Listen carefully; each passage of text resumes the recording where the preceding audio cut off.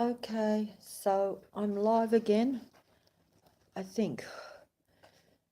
Okay, so we're spiritual human beings in a physical body. Our thinking, thoughts create reality when there is feeling and emotion behind them. Uh, mm, Sorry about that, I'm getting interrupted. When there is feeling and thought behind them.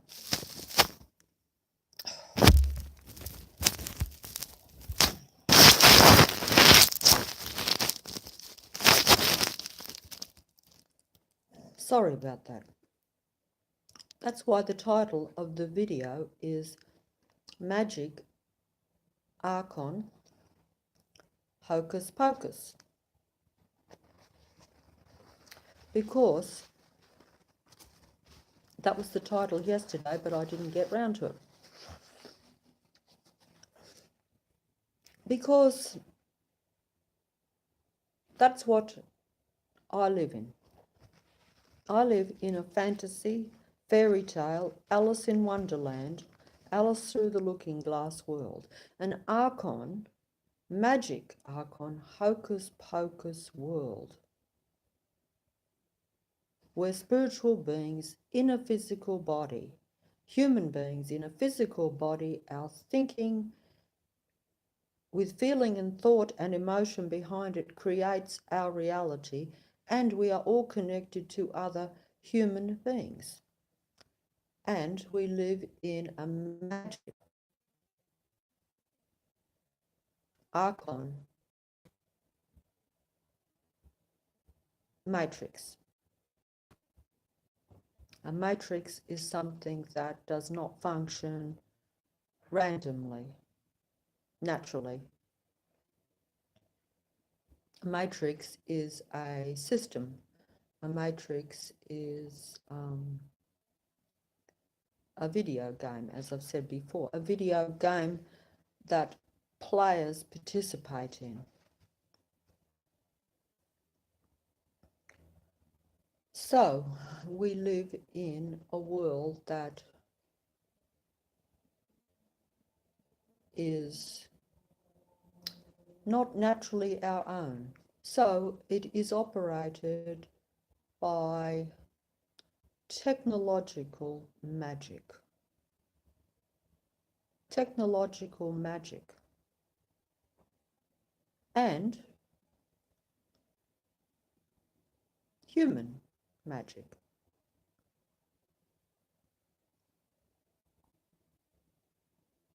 And magic hocus pocus, because hocus pocus is like, I don't know, I just made the title up yesterday. Hocus pocus, magic, I have never delved into magic hocus pocus. I came to the conclusion, shall we say, after investigating, after being Alice in Wonderland, after being Alice through the looking glass, forced through the looking glass, not voluntarily stepping through the looking glass as Alice did. At least I think she did. She might have been shoved, I can't remember. But I was certainly pushed through the looking glass, involuntarily pushed through the looking glass. And so I'm in Wonderland, in Fantasyland, what appears to be Fantasyland, a different world, as is the looking glass, Alice through the looking glass and Alice in Wonderland. Now that means that because I was pushed into Wonderland, I was forced to try to understand Wonderland. because I knew that if I did not understand Wonderland, or at least try to find the truth of Wonderland and what made it tick and how it operated and what was its goal and how I was involved in it and why I was pushed into it, I knew that it would destroy me, because Wonderland can destroy you, because the Archon Magic world is a world of white and black magic. It's a duality world, as I've said before. So that means that you can have white magic, which is like magic that is good, and you can have black magic, which is magic that is negative, positive and negative. And that, of course, will depend on who or what is practicing what hocus pocus and what magic, and what they are using for the magic. We live in a technological matrix, operated by beings, human beings, and an entity that is technological. So technology is part of the game, the video game, and part of the hocus pocus. Whereas human beings that are also in the Archon Magic Hocus Pocus world video game, virtual reality, artificial world, even though they are not artificial and they are not, they are not technical, even though many of us have now chosen to become technical. Now, that's another area. My view is, in my investigation into my fairy tale wonderland, I think that technology is now part of the magic and the hocus pocus. Because if you're a technological god and you become more and more technological and you create a technological world, naturally that is going to be incorporated into your magic, your black and white magic. But what the purpose is to control the white magic. The human beings operate the white magic. The white magic, and that is provided that you have not become technological and that you are aware that you are in Wonderland. If you are using technology and you are unaware that you are in Wonderland, and you are unaware that you are in a magic Archon hocus pocus world, you will be using black magic, even though you are a human being that normally would operate only using natural, given, not taken. Technology is created and taken. Naturally given white magic. Humans operate normally under natural white magic. In other words, if they create with their thinking and their feeling, and that is just what they do, and that is just how this world was meant to operate, that I call white magic. But it's not magic at all. It is just a natural human function, really. But I say it's magic because, to myself, it seems magic because we operate this way, but we do not know we operate this way. At least most of us don't. And most of us are operating in, as I've said, a technological world. So therefore our abilities are compromised. We're unaware we've got them. We don't know we're operating with other human beings. We don't know we're connected. So we're operating largely under the direction of the black magic technology. The hocus pocus. It's a hocus pocus world. We're in Wonderland. You have to figure it out. Otherwise, it will destroy you, because humans are the players, but they are the prey in the game. They are the hunted. You know, they are meant to figure it out and play the game, but play it successfully. But how do they do that when they don't know they're in the game? They don't know they possess white magic. They don't know they are up against technology and black magic.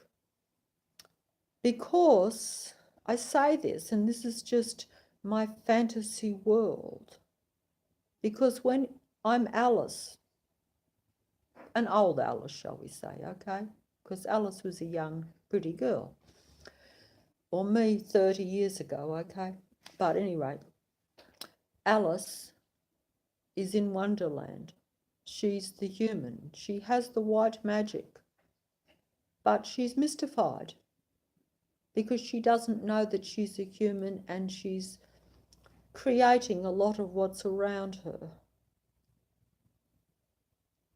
But those that are operating the reality, the technological beings, and those that have went to the darker side, because I have to use words here. I have to say it's positive and negative, or it's light and it's dark. Depending on who or what your beliefs are, you may, if you are on the dark side, in other words, if you are a follower of the dark side, or a follower of the vampires, a follower of the technological magic god, you will be using black magic, black hocus pocus, and technology. And the human will be the prey, the target, the adversary in the game. They will be the hunted. You will be hunting. You will be the human hunting the lion, or the human hunting the lamb, or the human hunting the deer, depending on how strong or how weak the human is, because humans are at a very, we're at a cockroach level now, because we are not operating as one unit. And because I'm saying this is a game, but a serious game, a deadly game, the most deadly game, the ultimate game, the end game, some say. Yes, it is an end game, because there will always be an end goal. Humans do not have an end goal. Most of us are Alice in Wonderland. We don't understand Wonderland. We find it frightening because we have never been there before. We are unaware that we are in Wonderland. See, really, Alice stepping through the looking glass is really Alice just waking up to the true reality. In other words, it's like if you are, yes, like that example I used before, where the men were stuck in a cave all their life. So they never knew that there was an opening in the cave where they could have got out and seen the big world. They thought the cave was the whole world. And they were frightened to leave the cave, because they, you can be in jail. Some people can be in jail for a lifetime, and they're frightened to go out into the real world when they finally get released, because that world has changed. That world is like Alice in Wonderland. They've been in there for 40 or 50 years, or a long time, things change very quickly these days. Imagine if you were put in jail before the internet and you come out into a world of technology. You'd wonder what had happened. You'd say, what has happened to my world? What is this? What are these humans doing now? You know, they once used to communicate with one another. Now they are on these devices. Now they've changed their ideas and minds about so many things that were established facts or established norms, shall we say. You know, so that's just another example of it. But I've gone off track. Sorry.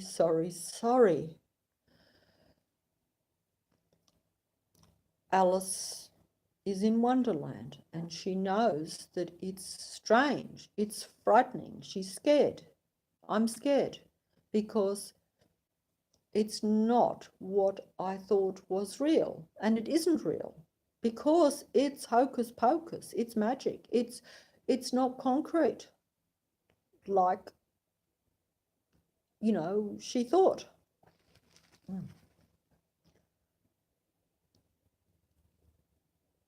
Yes, but that will not happen. You know, that's right, that if you are in Wonderland, really, but you were never told from the day you're born that you're in Wonderland, and you are told that your reality, I mean, I suppose I could use examples. I try not to because I find a lot of things just too, you know, the reality makes me then more implausible. If I use an example that is real, it makes sense to people, but at the same time, they're going to say, oh, she's saying that reality is not true, that fact is not true. So then you make yourself look more ridiculous, shall we say, because that's how I would have thought. Because until Alice realizes she's in Wonderland and steps through the looking glass and actually sees it for a reality, there's no way that Alice is going to, when she comes out of the looking glass back into the so-called real reality, if she goes and tells her friend that she has stepped through a looking glass and seen a magical world and that it is part of this world, but it's just that we're just not aware of it. It's not presented very clearly to us. They're going to think that she's, yes, indeed in Wonderland, but in Crazy Land. She's just gone into her imagination. And I would actually, I've said this before, this is how the book Alice in Wonderland was written, no doubt. And Through the Looking Glass. The person who wrote this book, I would imagine, I don't know anything about the book, haven't read it since I was a child, but I would imagine there would be two ways of looking at that book. Either the author had a vast imagination and was uninfluenced by the real world. In other words, he or she did not participate too much in the real world and let the imagination go to where they could visualize in their imagination and mind a different world, other possibilities, and assume that maybe this world was not quite as black and white as what it is. Or there could be another alternative, of course, that this person had actually seen Wonderland and was aware that there was a true Wonderland, that they actually believed that the world was a magical mystery, two-faced world, shall we say.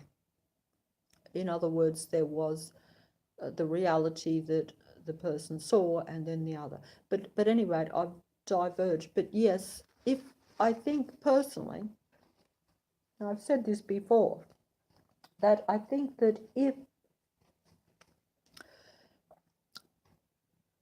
from a baby we were not told so much of what our reality really is, we would be a lot more open to stepping through the looking glass and more open to imagining, at least, and at least speculating that there are possibilities that everything that you think you know about things is not true, or that there are other, or that it's limited, and that there are more other, that really it is only limited by your, not so much even by your imagination, but that you just don't know a lot. And most people would probably say they realise they don't know a lot, because we don't know most of even what we're told. It's not usually explained to us. I don't understand science and mathematics and all the things that I hear about. And then you hear that maybe some of them may be right, may be wrong. These days in particular, we're very much in a, and this is maybe not a bad thing, you know, where people are a lot more questioning, at least some people seem to be more questioning of whether things really do happen, or whether they are part of some sort of prophecy, storyline, whatever. But fantasy, in other words, that they don't believe that something that's happened is totally as it appears to be. You can misinterpret events. Two people could see the same thing happening and misinterpret it. So it's quite likely that even if you hear a story, that it can be misconstrued, shall we say. I've gone off the track. Very sorry. So I'm saying that, I just say from a personal thing, I'm in Wonderland. I've said that before. I'm in Wonderland. Wonderland works like this in my way of looking at it, okay? This is only my way of looking at it. Wonderland, this real world is a wonderland. This world is a hocus pocus magic world that we operate in, participate in, contribute to its creation, indirectly usually, because we're not conscious of it. And even if we were, we are now interacting in, as I've said before, a totally unnatural world. Human beings are natural, organic. Now, I'm not going to argue that point with people, because I don't understand things. I'm not saying, by the way, so if anyone out there knows more about the body and stuff than me, which I've no doubt, I'm not saying that it's not a computer in a way. As I've said before, the human body is the most advanced computer there is. You wouldn't know it, of course, as I've said before now, because it's not operating at 100%. It's not operating at 1%. So how could, you know, anyone think that it's a master computer? But it actually is. If you really analysed even what is now still working, it is magic. It is magic, if you want to look at it that way. You know, if you don't know that you're living in a magic hocus pocus type world, and that you are part of that hocus pocus, and that you are, yes, the object and prey of it even sometimes, because it's a game played by two sides, but one side doesn't know they're playing. One side doesn't know that they're in a game. One side doesn't know they're in a competition, shall we say, because the game is a competition. You play the game, whoever has the most points at the end wins. They're the victors, if you want to look at it that way, which is very hard to accept if you're someone like me who does not want to play any sports, you know, and who generally says, and who's generally not one-eyed, as I said, like you have to be one-eyed in order to play a competition or in a game. You have to be one-eyed like the god. So you have to believe that your side, your team is the better and that you have the right to win.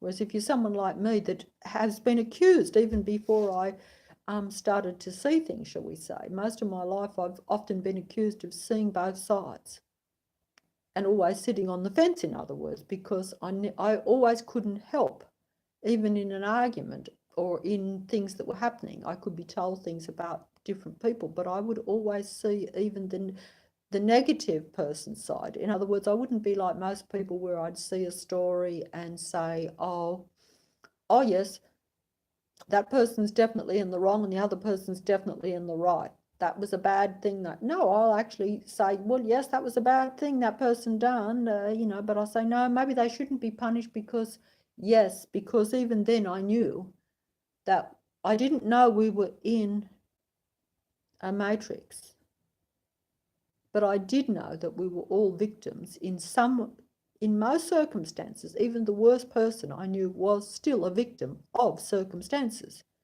Human beings are only a product of a creation of their environment. Even psychology knows that, so, and I knew that. But that doesn't change the reality that if something is against you or something is destructive, of course you can't, it's hard to stick for it, it's hard to back it up. But I did tend to always see both sides of things.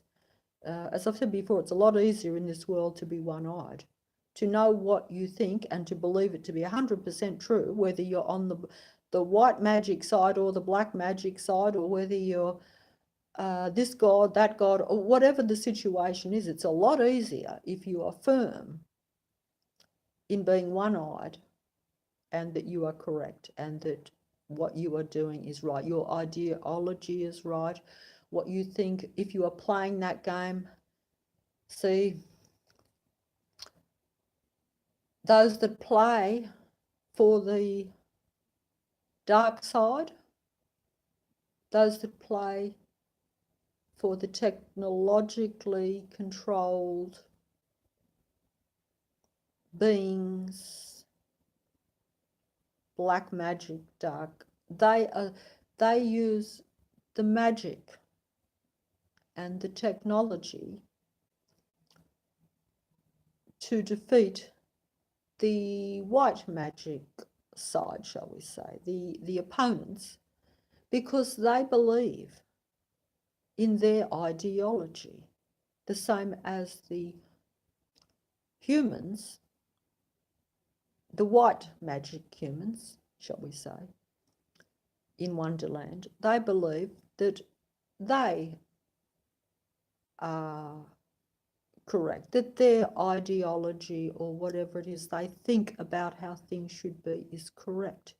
So what I'm saying is that if you look at it, if you look at it from both sides, and if you saw the dark side and you were part of that, you would not see yourself as the dark side. You would see the light side as the dark side, and the light sees the dark as the negative side. It is still a matter of opinion, because they may know that they are doing wrong things even.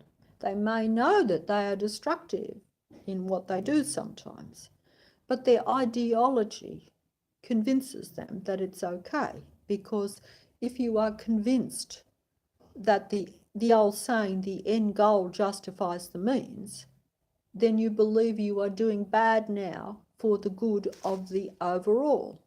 But we all convince ourselves that we are doing the right thing.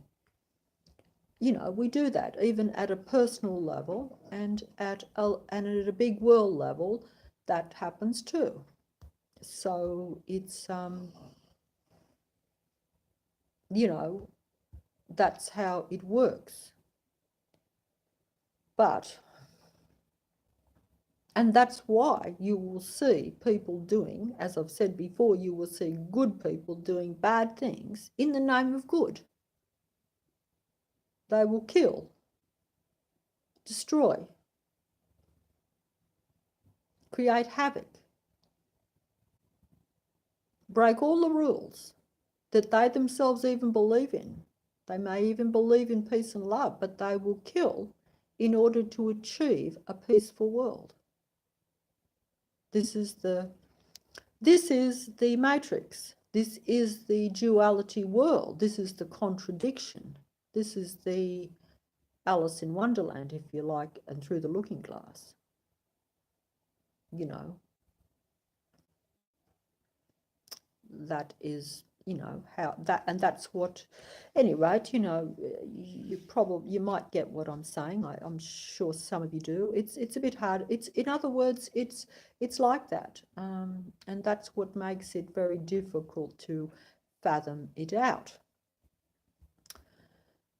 But like I say, the purpose is, if everyone knew what the playing field was and was at an equal, you know, going into the football match with knowing what the rules are, knowing what the game really is, then it would be a fair match.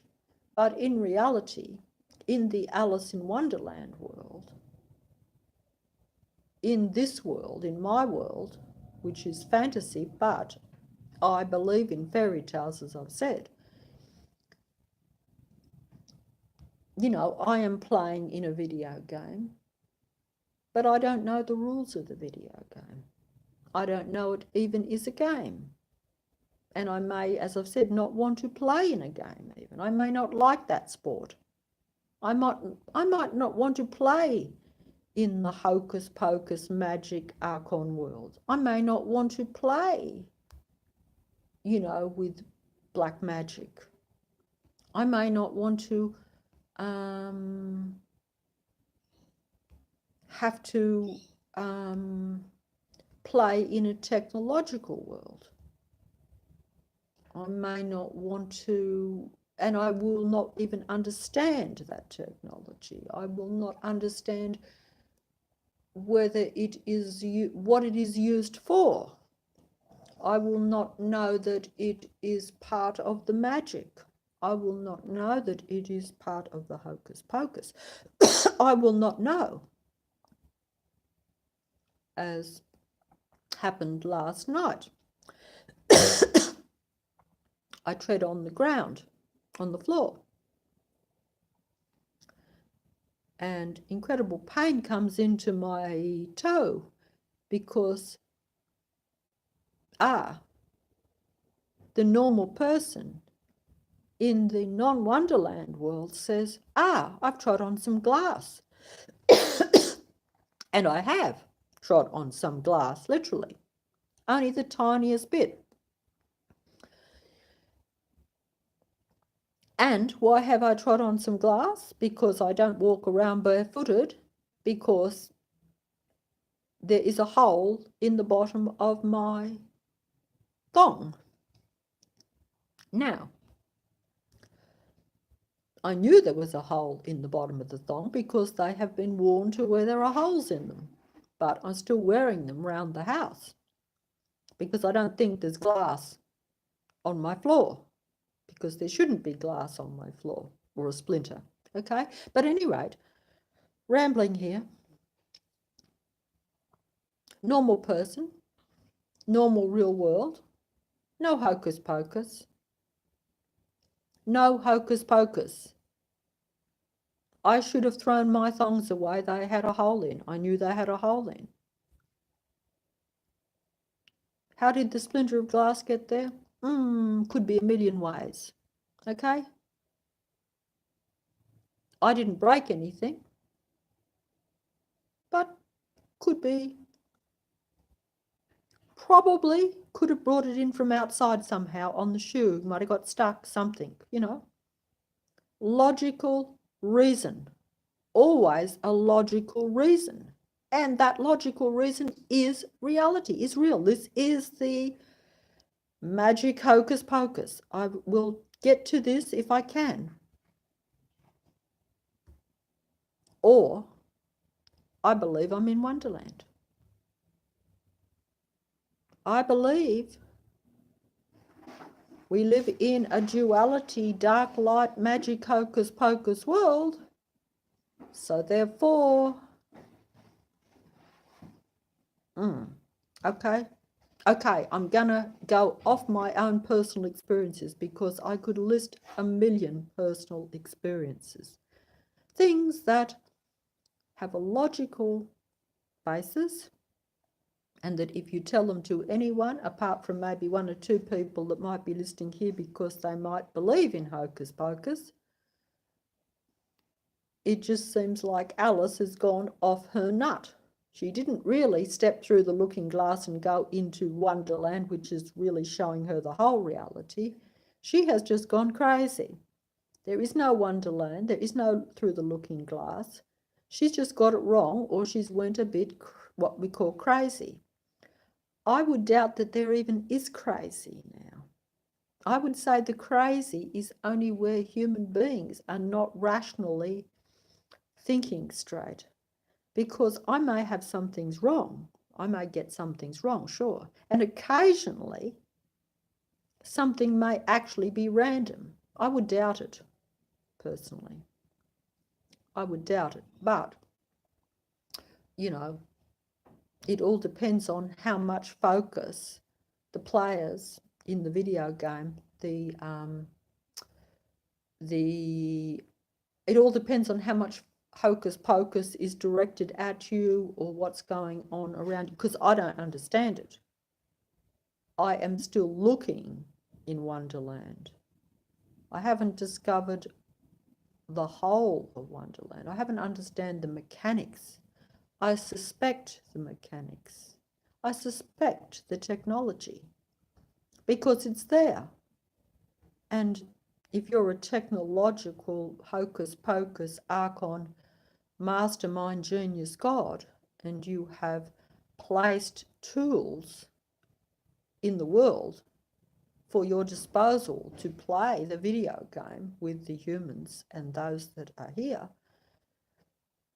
that naturally is going to be part of your strategy, part of your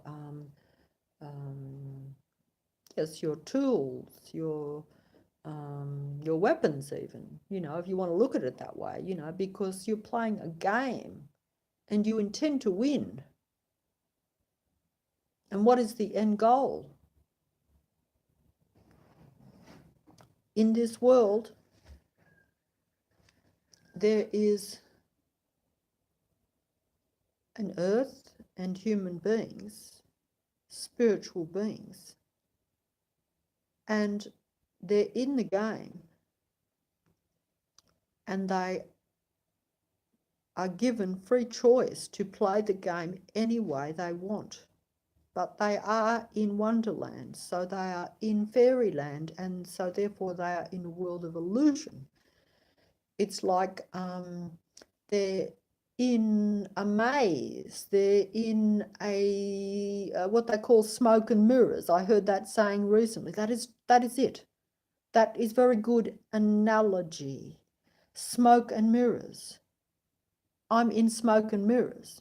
I can't fathom out what the smoke and mirrors are because it's confusing me and it's meant to confuse me. The only difference between me and some other people that I might encounter is that they are unaware that they are surrounded by smoke and mirrors. I still have not figured out all the smoke and mirrors, but I know they are there. I know they're operating. I figure out some of it. I see some of it.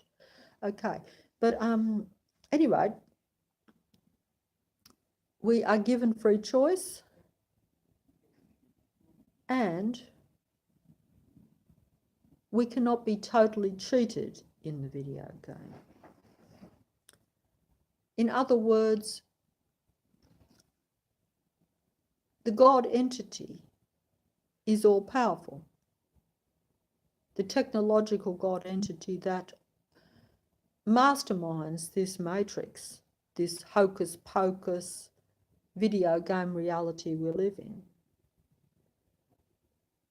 He is all powerful because he masterminds it, he operates it, he maneuvers his disciples, his followers, his black magic, hocus pocus competitors in the game to play against the humans.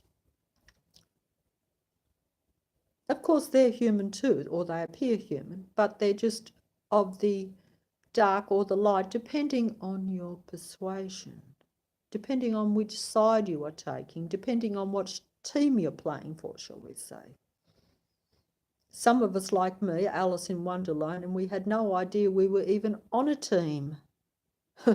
We had no idea we were even on a team and that we were in a game.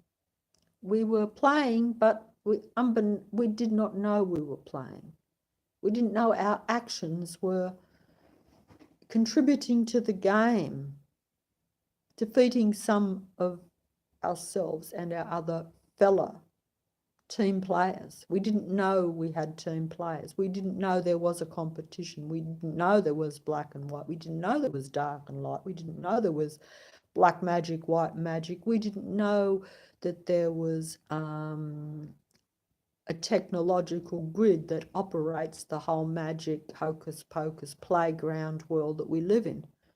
We don't know that. We don't know how it works. You know, Alice doesn't know how Wonderland works. She just is realizing that she's in a world that has many levels and that she is down, that what they say, down the rabbit hole, that she's going further down the rabbit hole. She's seeing that there is a rabbit hole and that it goes very deep, and she's falling and falling and falling down it. And she's trying to fathom out what it's all about as she's falling. But in this magic, hocus pocus reality world, the God is all powerful.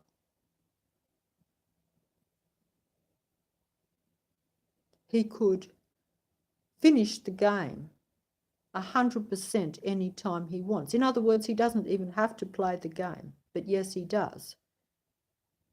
He could win the game and just,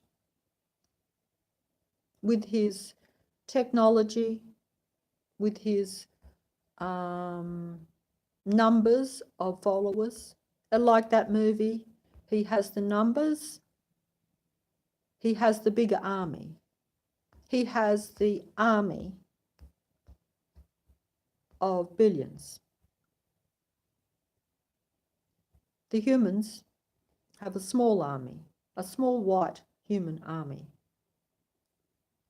They are powerful, but they are limited. They have been limited. How many of their number is needed to put up opposition to the dark army is debatable. The white magic is more powerful than the black magic, I would say, but that's just me. I could be wrong. But don't forget, the black magic is not on its own.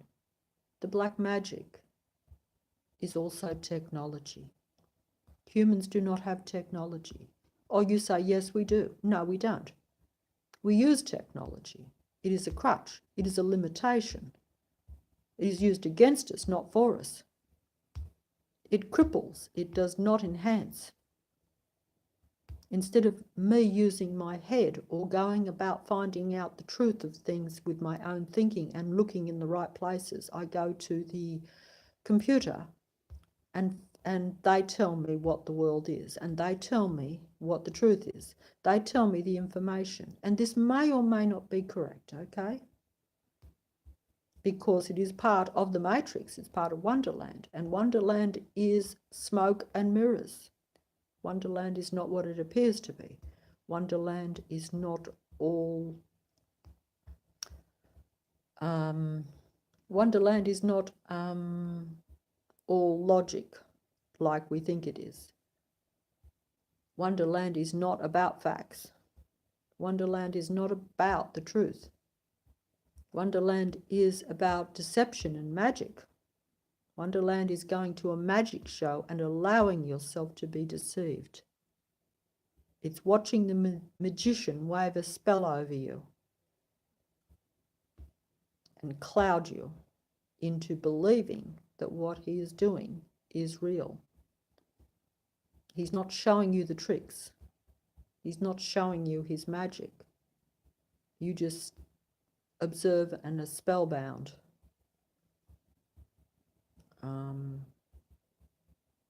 And you make of that even what you will. Even if you go to a magic show or you see someone do a trick, you say, how are they doing that? Is it sleight of hand? Is it something else? What are they really doing? You don't really know, but you have your own ideas. And if you're in the real world and very logical and very believe only in the concrete 100% and don't believe that reality can be manipulated much, then you are going to pretty much think that it is just sleight of hand, that it's someone who can move their hands very quick and deceive your eyes by a quick movement or something quite basic. Anyway, I've gone off the track, but I'll get back to what I was saying was that yes, in this reality, and this I would imagine is a strong point. The God entity, the dark God that controls, operates, is God of this earth, because we acknowledge that, some consciously, some unconsciously, some don't acknowledge. But it is still a reality. Like, in other words, some may openly worship the God entity. Others acknowledge the reality that the God entity exists and that he has dominion over this earth. But they do not always agree with his game. And some may think that the God entity,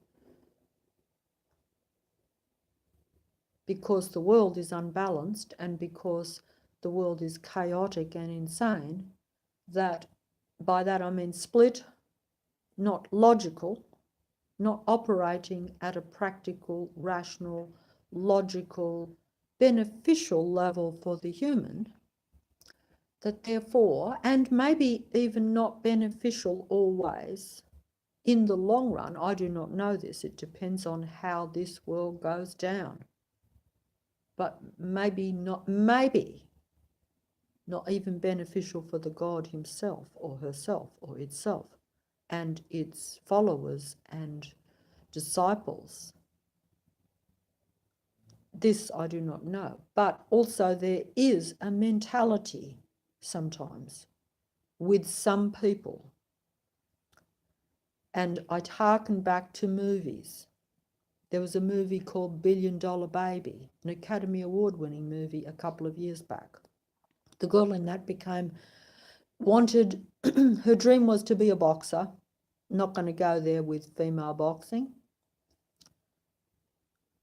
Unnatural in my view, and it is unnatural, but she wanted to be this, and she became this with the help of a coach that did not agree also, I don't think, totally with female boxing, but was convinced, because her need was so great to win a title, was convinced to help her box and help her to learn to become a great boxer. In other words, to win a championship title or whatever. The $1 Billion Baby, okay, that was it. And the thing is that what happened was, if you haven't seen the movie, she eventually got a crack at the title fight where she could be the #1 in the world or whatever, female. The female bit was disturbing for me, so that's probably why I'm finding this hard to talk about. But even if it was a man, the point is that doesn't matter. She had a crack at the title and she was winning, but she got a blow to the head and was rendered unconscious and was totally paralyzed. She was finished. She was finished as a boxer, and her life was finished. She was crippled completely.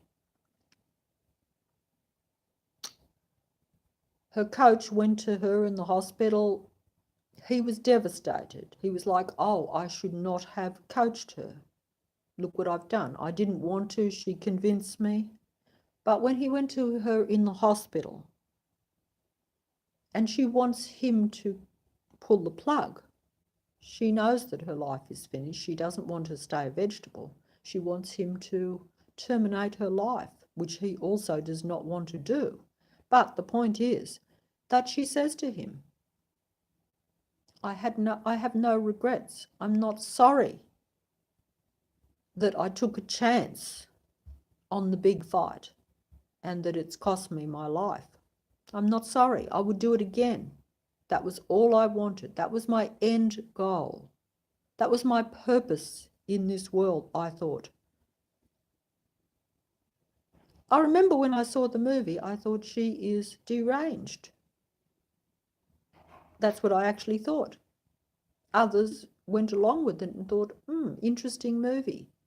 Academy Award winning. Her obsession, her end goal of winning that title was worth the risk. She knew there was a risk. She was a female fighting in a boxing match. But that was all she wanted. And that's what my point being, that sometimes you can have gods even, and you can have followers. This is what occurs to me in Wonderland, that have an end goal. They may be aware that they can lose all because they already have a lot, but their end goal is even greater still. Maybe they know they're going to go down, but they want that moment of victory. They want that chance. They want that high. They must have it. Some humans are like that. Quite a lot now, where they're living so much in the moment that need to gratify that, I don't know how to describe it, but it's like an ego thing. It's like I have to be the victor. I have to have that. I can't exist just as being a normal human being. And this is, I think, personally, I think is because we don't know we're in Wonderland and we don't know that we are magical human beings. We don't know the magic is being played against us, and we don't know that we should be playing at a much higher level. And we don't know that our powers have been pushed down, whereas the dark powers are operating at full force in vast numbers. But what I'm saying is, if the mindset of the God and the followers is victory at all cost, a moment or a period of domination, total victory. They only want that lap around the park, that victory lap with the trophy. They don't care if the world is finished after the match is over. They just want that victory lap. If that is the mindset, like in $1 Billion Baby, where she's not sorry that she's been crippled and her life is finished because she had a crack at her dream, her end goal dream, her fantasy, her obsession was so great that it overwhelmed all logic, all common sense, all rationality. To me, she was insane. And those that follow or who are led into the dark god's realm of smoke and mirrors, of deception, and of the ultimate illusionary dream world, the fantasy world, the perfect world that they want. The paradise that I talk about, the humans once, I believe, had. Theirs is the same. They're looking for their, what's that word of a perfect world? I can't think of the word. I'm so sorry. Utopia. Their utopia comes to me. Their utopia. But their utopia is the opposite to what my utopia was, or what I believed actually existed even, but it was utopia. It was paradise for the human, in my view. But their utopia is different. They have a different view of what utopia is. Their view of utopia is a technological world. Their view of utopia is less humans in the utopia, more dark than white, more black than white, more negative than positive beings. But they think it's positive, and we think they're negative, and vice versa. You see, it all depends on your viewpoint. As you can see, I like to see both sides. I told you that was my my crime almost, or at least I see it. It's not a crime, but I've always seen it as a disadvantage, because it's good to see both sides, usually, in a way. I think that is seeing both sides. We're meant to see with both eyes. We're not meant to be one-eyed. We're meant to be aware. But in seeing that, you still have to say, what is the real truth? What is the real benefit? See, I can see that. You can see that there's insanity. You can see that there's an imbalance, in my view. This is only my view, because from their view, I'm unbalanced, you see. So it is just your own fantasy. But, you know, because that's their end goal, and that is their end game, and that is their search for utopia, their utopia. That's like the fella that wants to be the, you know, wants and looks forward to, as I said in yesterday's video, looks forward to interacting with machines, and views that as no different to interacting with a human, because to him there is only the intellect. He finds my emotions and my feelings annoying, irritating, a disadvantage, a limitation. You know, he's happy to just download more. In fact, I don't know what's going to happen when he gets his utopia in his machine world, because, you know, everything will be perfect. So there will be no need for him to be downloading all the information and trying to figure out what's wrong with the world, which is what he basically does now. He'll actually find his intellect rather boring, because he'll just be downloading maybe history. I don't know what they would be downloading. But of course, if there is an end game, and if you are part of an end game, there again, that would depend on if that person is seeing that they're in Wonderland, and if they are actually, you know, part of that team, shall we say. But if you're unaware that you're part of a team, then you're playing for a team, but you don't know you're playing for that team. Whereas if you're consciously aware and know what is really going on in Wonderland, then you will be consciously playing for that team, and rightly or wrongly, you will think that that future will be a perfect utopia world, you know. But at any rate, I was saying that the numbers are this is in my view of it, okay, my fantasy world of it. And I could be wrong. Actually, I hope I am wrong on this point. But it's just how I see it, okay? But don't lose heart if you are on what I would say is, from a practical point of view, has to be the losing side. Because do remember, I did give you that movie where the 12 boats beat the 140. Because the leader of the 12 boats was high spiritual, knew that there was no alternative but to go into battle, knew that if he could just convince everyone in spirit to be with him, that he would be victorious and that their world would be what they wanted, because they thought that there was no hope for that. So they didn't want to do the battle. They're like, hey, 12 boats cannot beat 140. They did beat 140, but only through spirit. Sure, he was vast strategist, vastly intelligent, and could outmaneuver at a practical, physical level the other leaders and the numbers. But at some point, the numbers were overwhelming to where only the spirit could give the final victory. Only when the spirit overtook those that were not confident and were unsure and were frightened did he get the victory.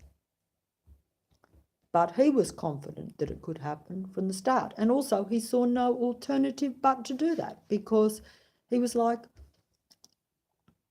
we cannot live in a dark world. We will be destroyed anyway if we live in a dark world. You know, like in my fantasy,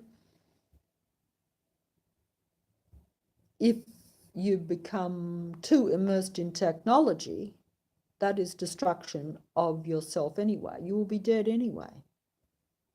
So you must put up some, or at least balance it out, because clearly the dark side is not balanced. Clearly the dark side is $1 billion baby, prepared to fight, prepared to go into a boxing match and prepared to die just for that victory. Doesn't have to. Could easily say, don't need to go into this boxing match. It will be only a moment's glory anyway. You know, you get your trophy, you go home, you still got to live your life.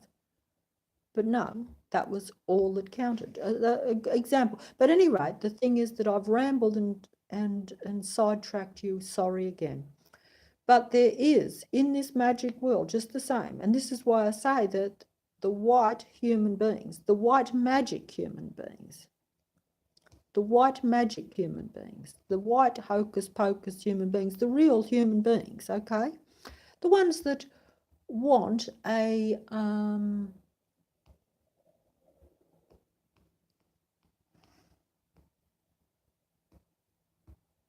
that want to be free spiritual human beings and know that just left to that, the world will fall into place. And the higher their spiritual level rises,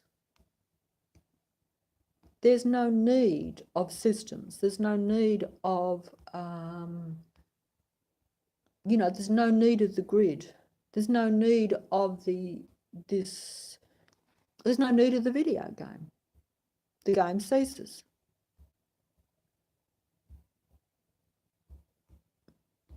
We only play in the video game because we believe in those systems, we believe in that game.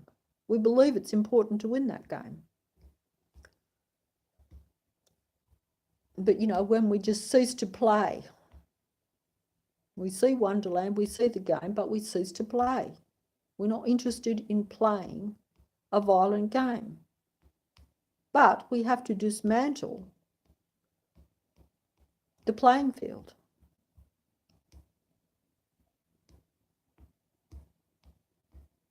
We have to dismantle the matrix.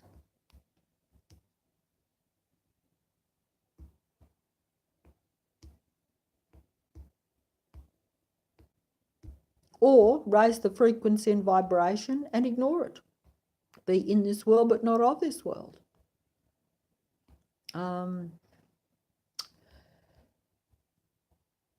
But I was just going to say, long-winded again, so sorry, that in this reality, regardless of all the hocus pocus, the game, the video game, the dark light, God, whatever, I say dark light because he operates in dark and light, even low.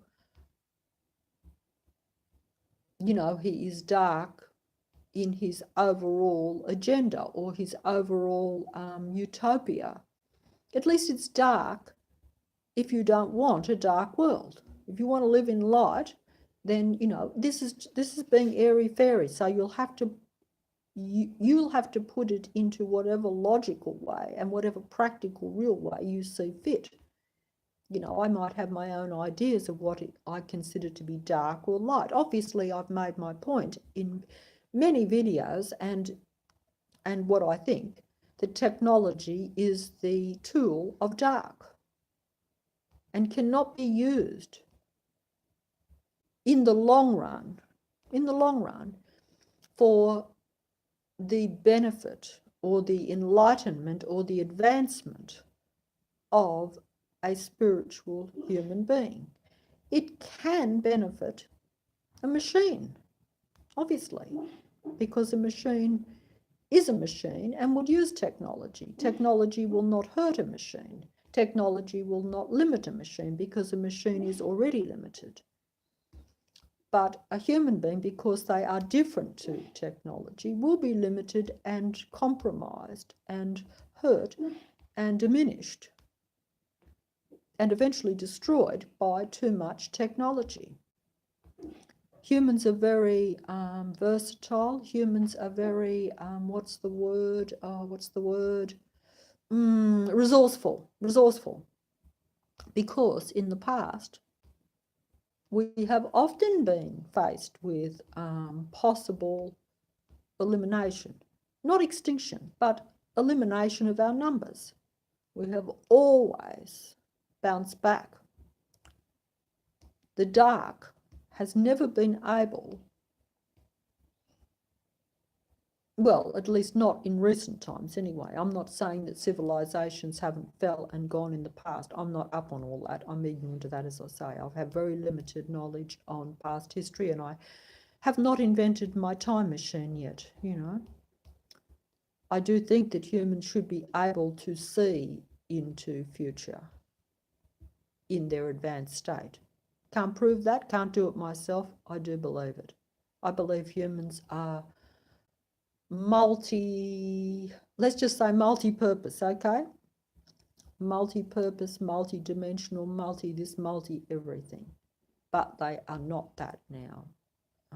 I've used a few examples of how animals can do various things that we can't, and yet we are supposed to be the more advanced species. Of that, there can't be much question. But at the same time,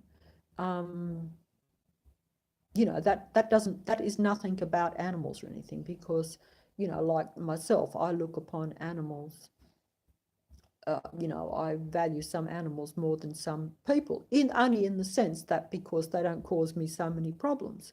And I respect and value the ability and unique life force of anything.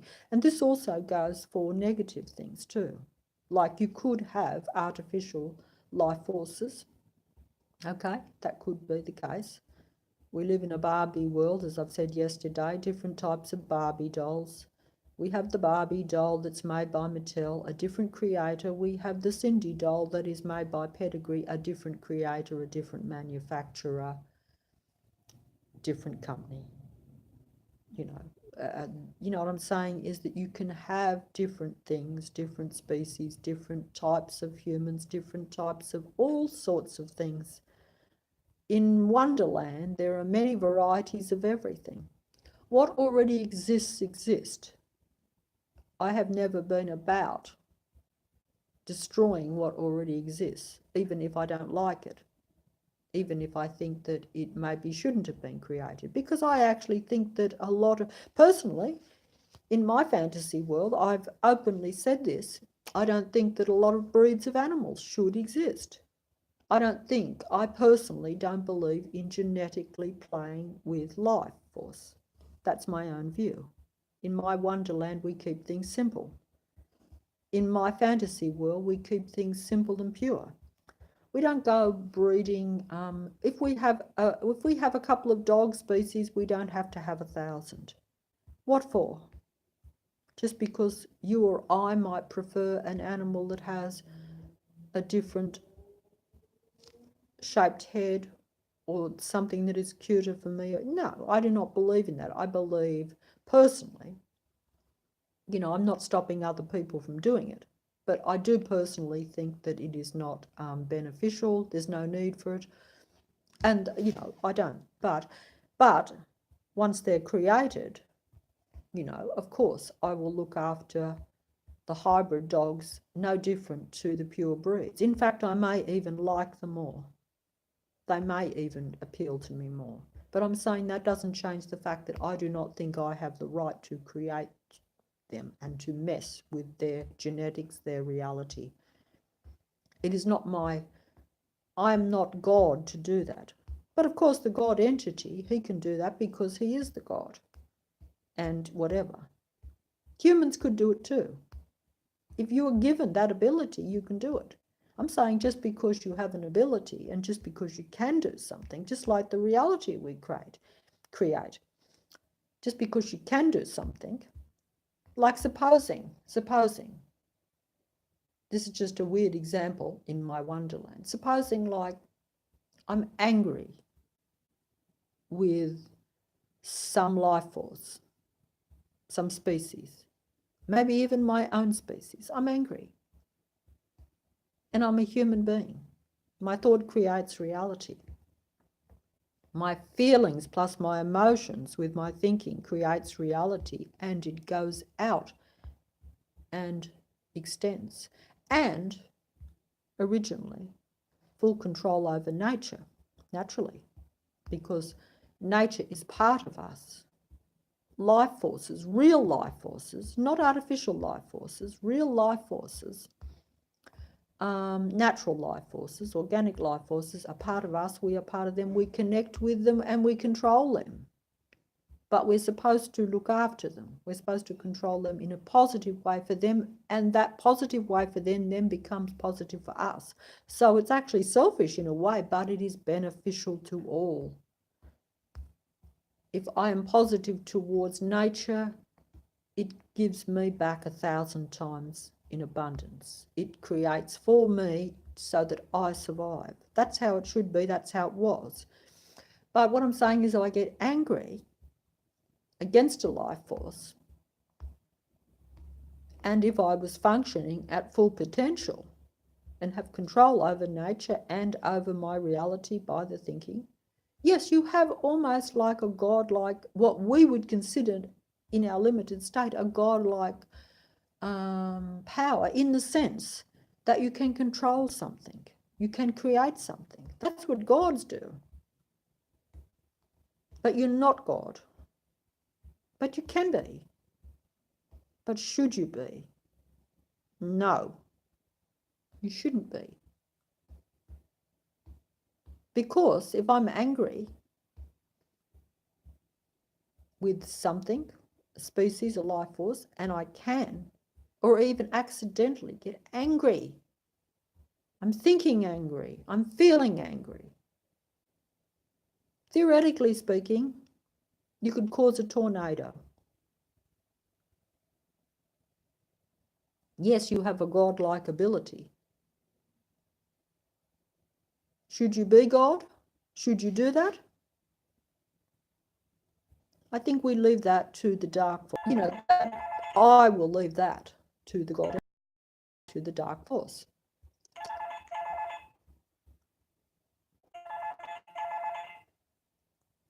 Maybe that is the dark force. But you see, what I'm trying to say is that, and I went on into a great fantasy land, haven't I? Into a great big fantasy world of what is possible, what could be, what we possibly are, what the dark possibly is. We know that we do have positive and negative on this earth anyway, so it's not unreasonable to extend that into a fairyland, I don't think. So you make of it what you will. But what I was saying, and I lost this, I rambled.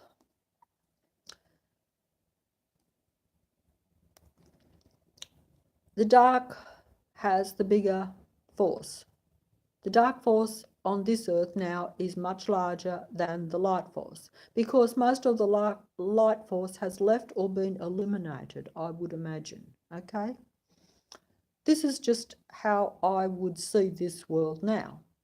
Could be wrong. Hope I am. I prefer a fair game. I prefer the same number of players on each side and being aware of what the rules, etc. But this is not, I don't think this is the way that this fantasy world is now, okay? At least it's not how I see my ball game. But, you know, maybe I've created a negative reality, and I'm sure I have. But the God entity and his dominions, disciples, followers, sorry if I get the words wrong, they have a bigger force. They have all the power. They have all the knowledge. They are much more aware of the video game. They know the rules of the video game. They know the rules of the video game. Humans don't know the rules. The rules are this. There's one rule of the video game. The one rule of the video game that I've been informed of, and some know this is true, and if you look at it sensibly, it probably is true. Look at the real world and say, is this not true? The one rule is that the spiritual human beings must be given free choice, and even though the God that operates the video game and maneuvers and controls it more or less and has many more forces and has technology, and we know that many powers on this planet right now, this earth right now, and even in the past, could theoretically destroy the whole planet with various weapons. The God can, if he wanted to, has the physical, technical means to wipe out the entire human race, the entire planet, and every life force on it, if it desires. And it does desire, but it cannot. That is the second rule of the video game. Even though it is its domain, it has to abide because it controls the earth, but it does not control all. It controls our world, but not all. And all says that you cannot destroy the whole world. You can get humans to destroy one another, because that is not breaking the rule of the game, that you cannot wipe out, even though you have the means to wipe out all humans. Could be wiped out in the blink of an eye right now. I can be wiped out in the blink of an eye by any number of means. What you already know is a reality. In other words, you could be wiped out by a bomb or by various things that we actually know are physically possible, even in our limited so-called real world. But there is also the hocus pocus, the magic, the technology, which is what we do not even believe in or know that exists. But even at a real level, that is possible. But it does, because there are other forces, not just the God entity, and because humans were regarded as a special species, evidently they must have been, because otherwise these laws would not be in place. Otherwise these rules of the game would not apply. The God entity would have total reign. I mean, he basically has total control and it's his domain, but he still has to abide by what we would call the universal law. And there are not many universal laws that protect humans or any life forces, but there are a few, evidently. And this makes sense to me only in the sense that why have we not wiped ourselves out? Or why has the negative forces, if they want to win the game and they want to compete but eliminate the negative players, what they see as negative players. In other words, if the dark forces want to get rid of humans, or certain humans, or whatever number they want, if they wanted to wipe out and start again, they can do that, but they can't, because it is breaking the number 1 or number 2 rule of the game. Because humans have great importance. They don't know they have importance, you see. We don't know we're in the game. We don't know we have importance, but we wouldn't be given these concessions, you could almost say. Otherwise, we would have been, because if someone wants to wipe you out, if someone wants to kill me, and they have the power to kill me, and they don't, because someone else says, hey, if you kill her, we kill you, you don't get what you want anyway.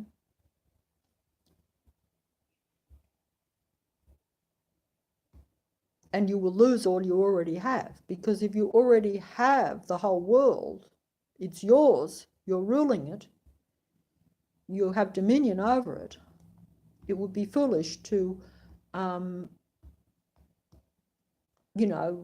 destroy all the life forces that you don't like or consider a hindrance or a nuisance to you, just for the sake of it. You want to, but it would be foolish, because you already have them under your dominion anyway, and it's just a matter of waiting for them to destroy themselves.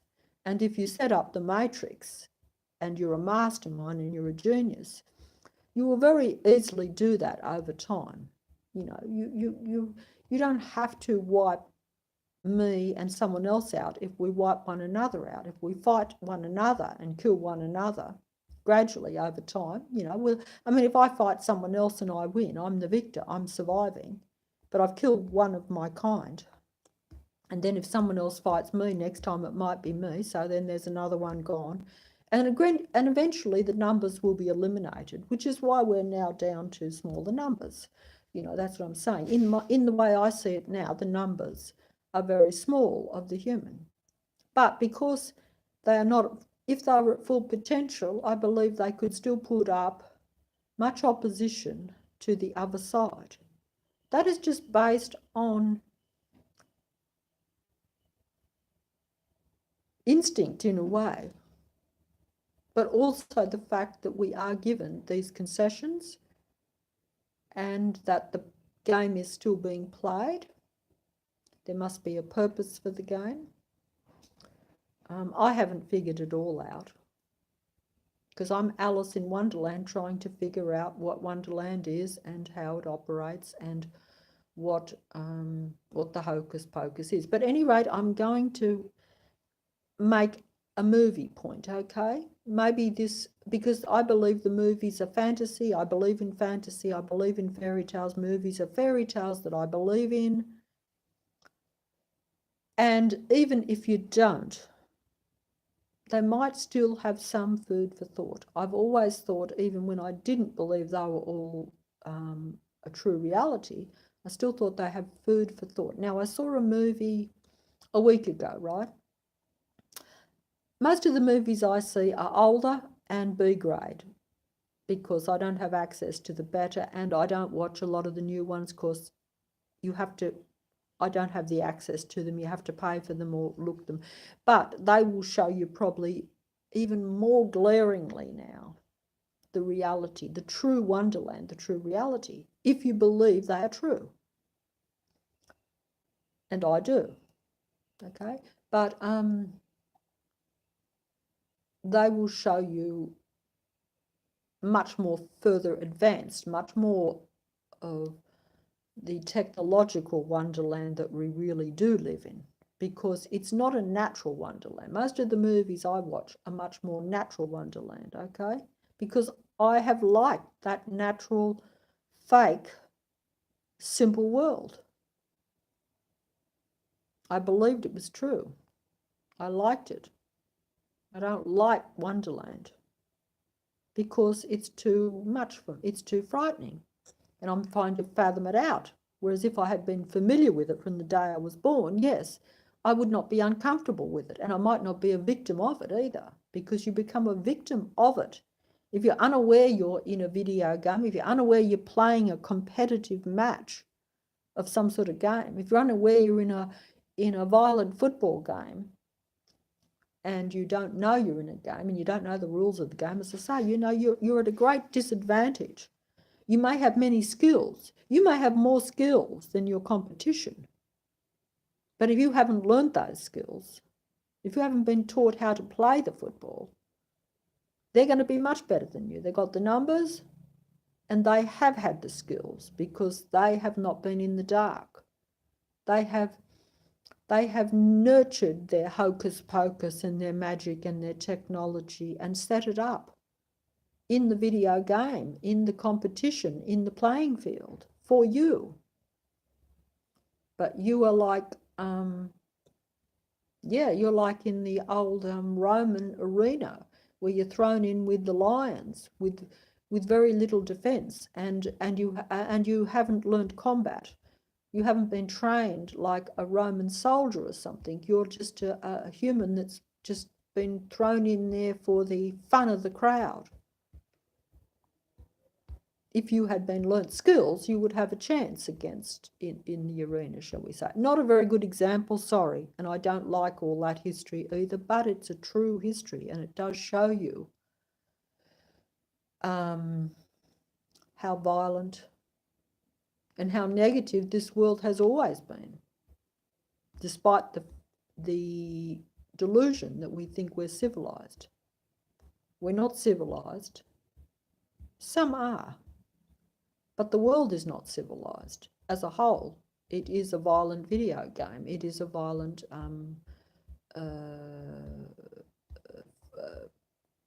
competition, a violent, but you're unaware, but you know, a violent game of football or something that you're unaware and you don't know how to play it, you know. But I've gone off. But yeah, I made those points. You can't win the game of football by just turning up. You have to, the game has to be played, and it has to be played according to some rules. Not all rules, only some basic rules are allowed to the human, because they're meant to wake up to Wonderland. They're meant to make the right choices, and they're meant to be able to see a little bit more of the matrix, but we don't. You know what I'm saying? This is the thing. But they're still allowed, they're not allowed to be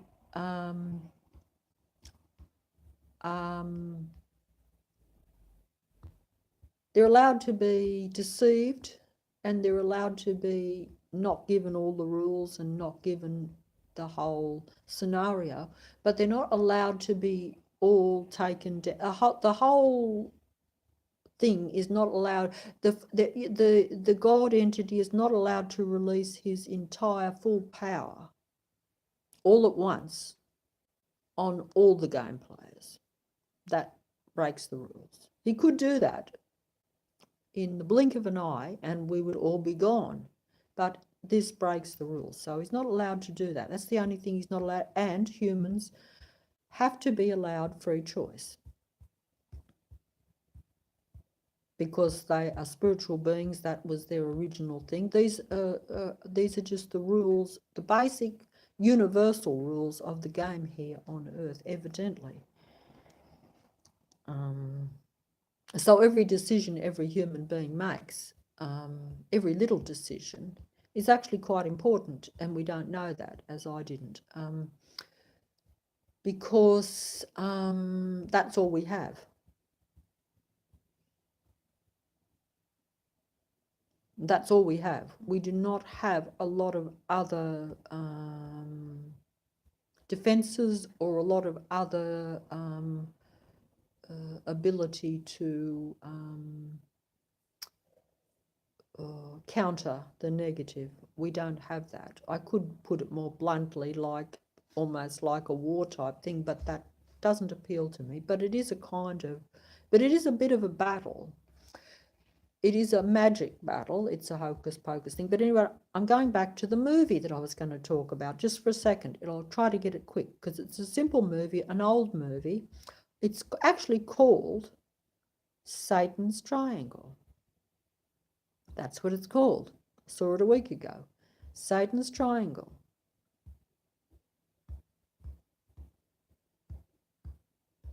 Archon God. Fallen angel. Whatever. Dracula. Demon. Dark demon. Satan's Triangle. Okay, so in Satan's Triangle, put simply, should be a movie reviewer, shouldn't I? No, I shouldn't, but Satan's Triangle. Try to remember, a group of people on a boat. A girl, a couple of men. They come into a storm, violent storm. They're having a good time. They're fishing or something. Having a violent storm takes place. Have to stop the fishing. But anyway, to put it simply, one by one, most of the men get killed accidentally. There's a violent storm. One gets killed by the mast. It falls on him and kills him. The girl, and another one falls down the cabin and gets accidentally, because of the sway of the boat, the fishing hook or something goes right into him and kills him, because the boat is moving so much, and he falls down and it comes and pierces his body and kills him. All these unusual, mysterious deaths. All the men are killed on the boat. There's 3 of them, and there's only the surviving lady. And she is then rescued by a man that comes, and she shows him what has happened. And she's convinced that Satan is behind it. She thinks it's magical. She thinks it's hocus pocus. She thinks it's not real. Because the way it happened when she saw it was all so fantastic. Like there was thunder and lightning, and the mask got the fella, and it looked all so surreal and unusual. And it did. But anyway, the thing is, she shows him all the dead men. And he, one by one, shows her how logically these people were killed. There was nothing supernatural about it, he says. He says, look, this is what happened. He did this and that. At a physical level, all those deaths could be accounted for, and he proved it to her. And she bought it. She said, oh, right, yes, it seemed so unreal. I was almost like, yes, as though I was in Wonderland or in supernatural world or something, and as though there must have been some evil force behind it all. It didn't seem right. It didn't seem natural at all, the way it happened. But now that you pointed out how the physical aspects really did prove that it really did physically happen. It was all logical, practical. There was nothing unusual really about it, except for the fact that it was a terribly violent storm, which storms can happen, of course, and that so many of them were killed just in that storm. That it was like coincidence that 3 would be killed.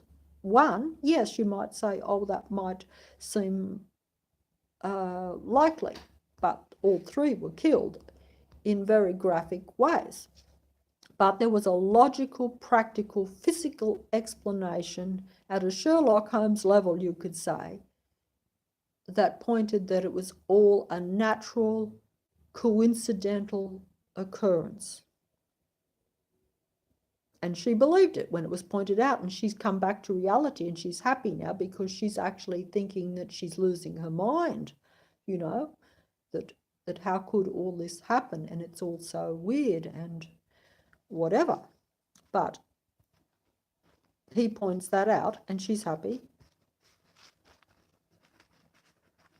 And then they pick up a priest in a boat, I think. He's out in the boat, just in a dinghy, looking lost, very strange too, and they they bring him on board out of his dinghy and help him because he's there.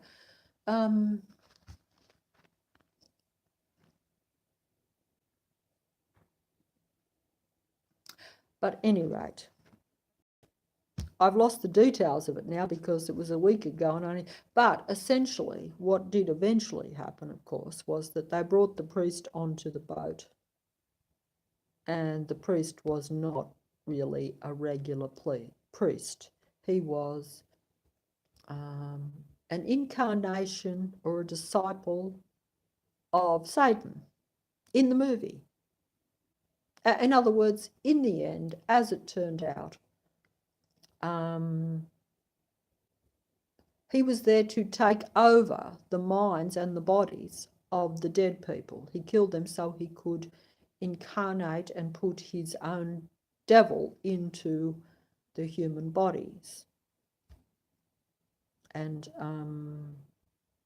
he did this even with the fella that believed the logical. See, the fella that convinced her that it all had a practical, logical reason behind it. That was his downfall because he didn't believe in the hocus pocus, in the magic, or in the fact that there was really a devil behind it all, and that it was Satan's triangle. That's right, that they were in a dark domain. And, you know, his logic deceived him in a way, even though it appeared to be quite true. His explanation appeared to, because that's what I'm trying to say, is that, you know, and in the end, the demon took over him and defeated and destroyed him.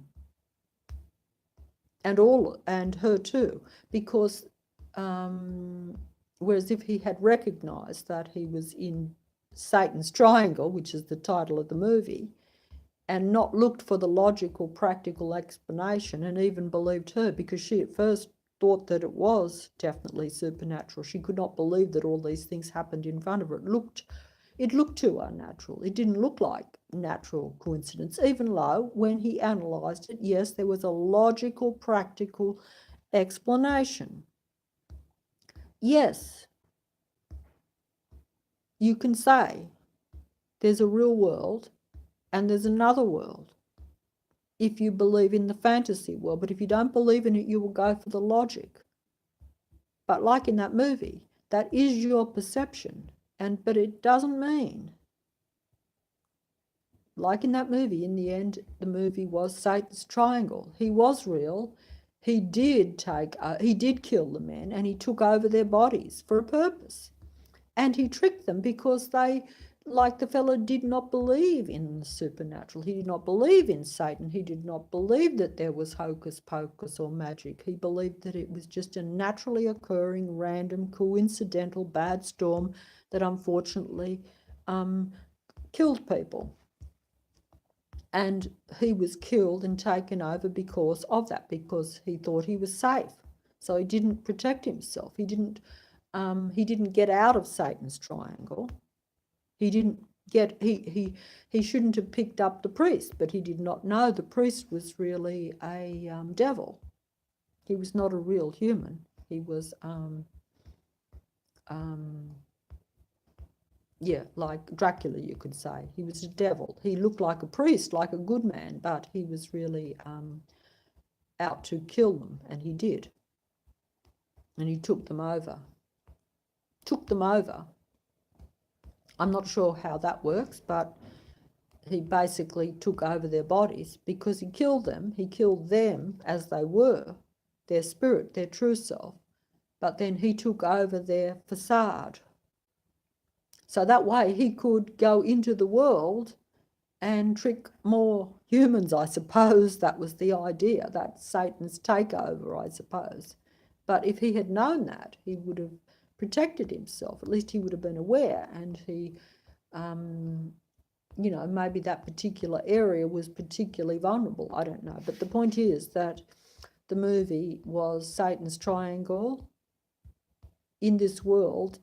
If you believe there is a fantasy world of hocus pocus going on, shall we say, then you will have logic that will be thrown in your face to distract and confuse you and to make you think that the world is real. And there will always be a logical, physical, practical explanation for everything that happens.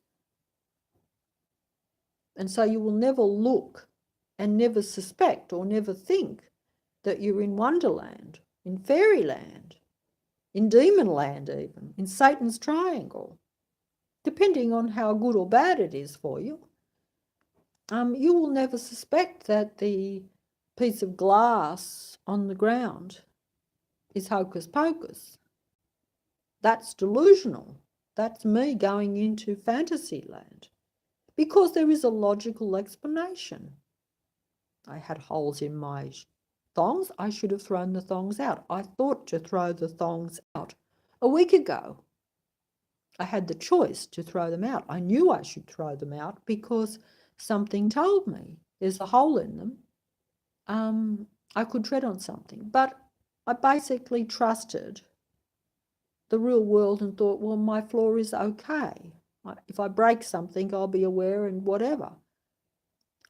But I didn't think that hocus pocus would bring some glass in, even low at a practical level. Yes, I could have brought some in on some other shoes when I went outside. There were splinters maybe outside on the street. There's a logical explanation. But hocus pocus operates in the real world. Just like technology operates in the real world. It's hocus pocus too. But we think we know how it operates. We use it and we think that it's physical. But it's also magic because we don't see the invisible aspects of it, just like we don't think that every random thing, just like the sticker that was left on the seat that I mentioned the other day, that was put there by someone. Just coincidental that it says to me, you've been lied to. You put a million things on a sticker. You could put the sticker in a million spots on the earth. But the sticker was put just on that random seat that I'm going to sit on. See, when you enter into hocus pocus land, you don't believe in randomness anymore. You don't believe in coincidences anymore. Fairyland doesn't have coincidences.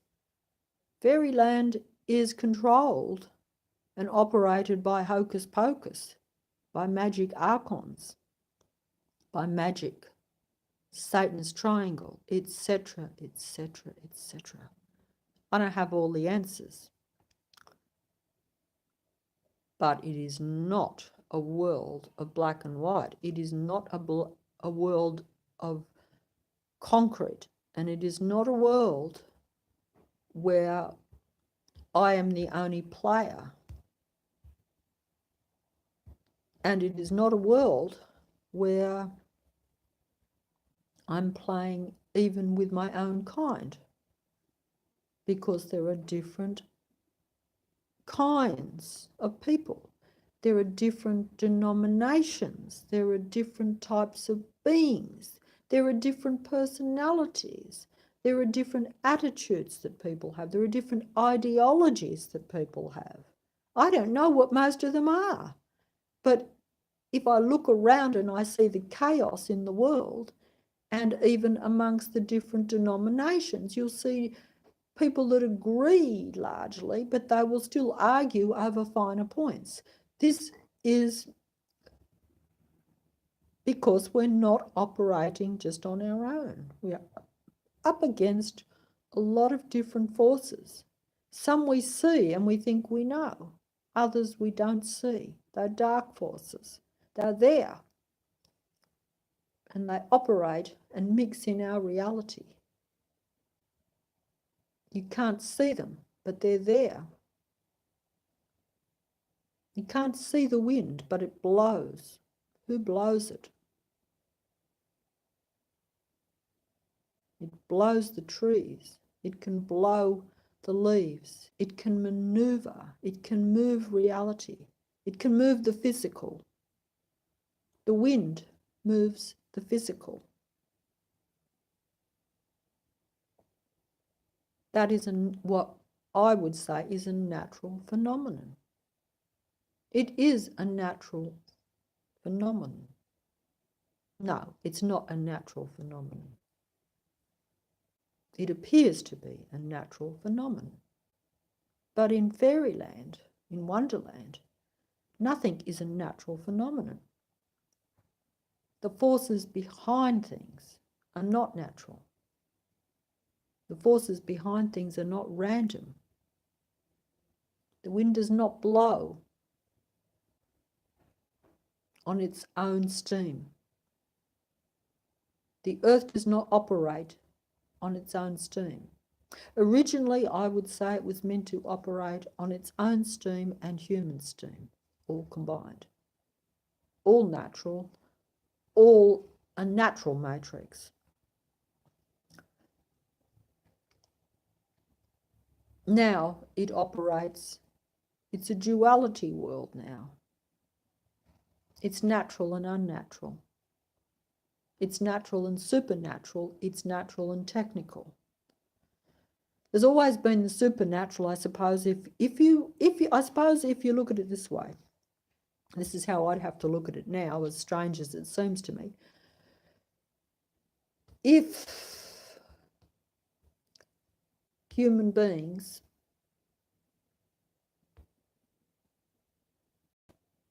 maneuver reality too with their thinking, then they are supernatural, but they are operating not as supernatural. In other words, they don't know they're supernatural. They don't know that they should be able to influence the wind, shall we say. Some people believe they can. I've heard this, just as some people have more abilities in some ways, whether you believe it or not. Some people are psychic. Some people say that's not true. Others are convinced that they have these abilities. Now, but this is what you would call kind of supernatural.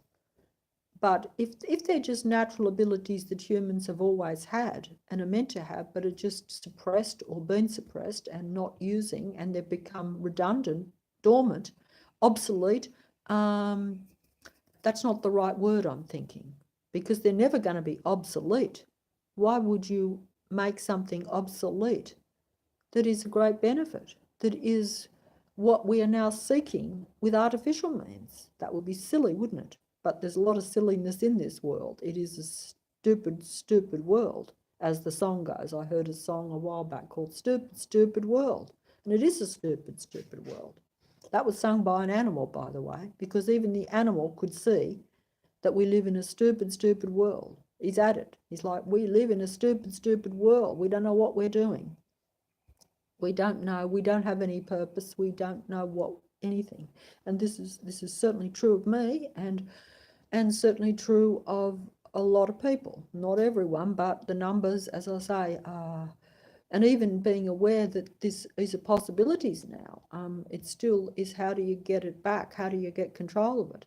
And how do you balance things out again? Because I do think the world is right out of balance, because the God entity is out of balance, because he likes the out of balance. He likes the swinging, that oscillating confusion, that love, hate, that right, wrong, that black, white. Yeah, he likes that, even though he himself is only, of course, directed towards his adversaries, which happen to be humans in the video game. If you're playing a video game, you have the two teams, and they're on one side and others are on the other. Human beings are on one side, other human beings, or what appear to be human beings, but they're not human in the sense that they are different. Like I've said, you can have human beings, but they're still different mindset, different dreams, different, they use different methods to control the reality. Let's just say that we are dealing, the humans, or I shouldn't say we, but I believe in things being natural. So I would say we are dealing with card sheets We are dealing with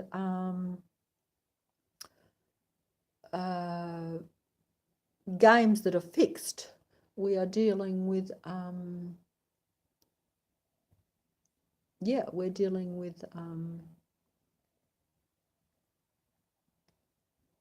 like I say, we're playing in a card game, but we're dealing with cheats. We're not dealing with, card players that want to win playing by having the right cards and by using, everything being equal.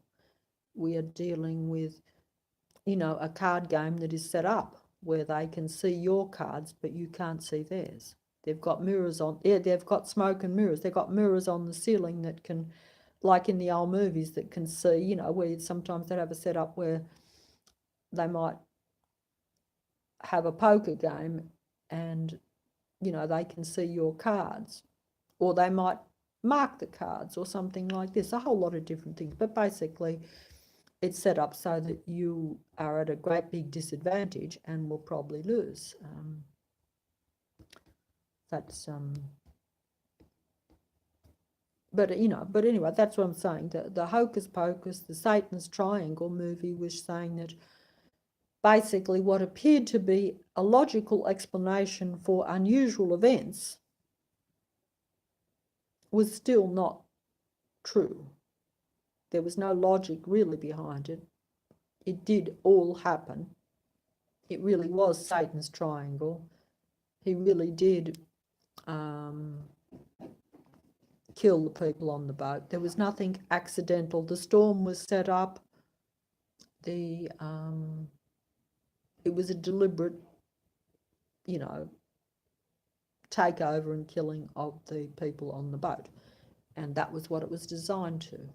And part of it was deception, the rest of it was supernatural power, if you want to look at it that way. I don't understand it, but that's what the movie was showing. So what I'm trying to say is, in my reality now, I can see a logical, practical explanation for everything that happens in the world and even in my own reality.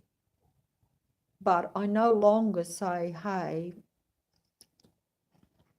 of course I do.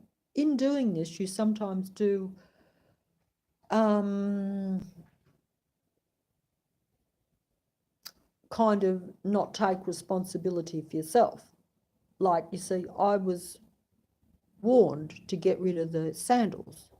My own thinking told me to get rid of the sandals, but I didn't.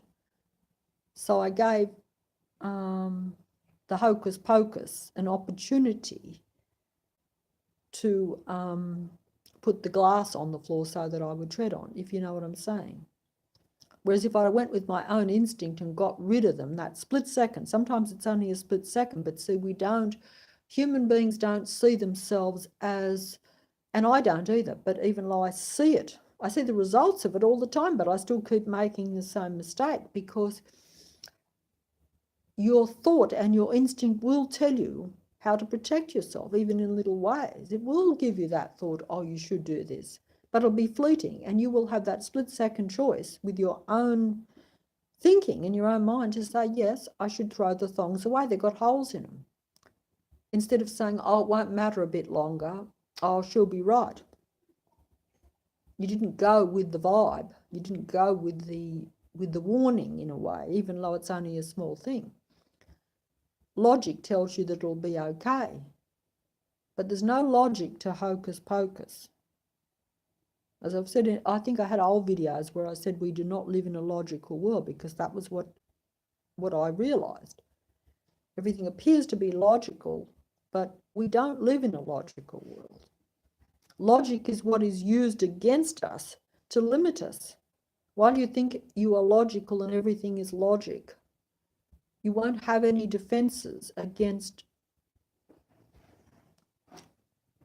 what is around you, which isn't all logic.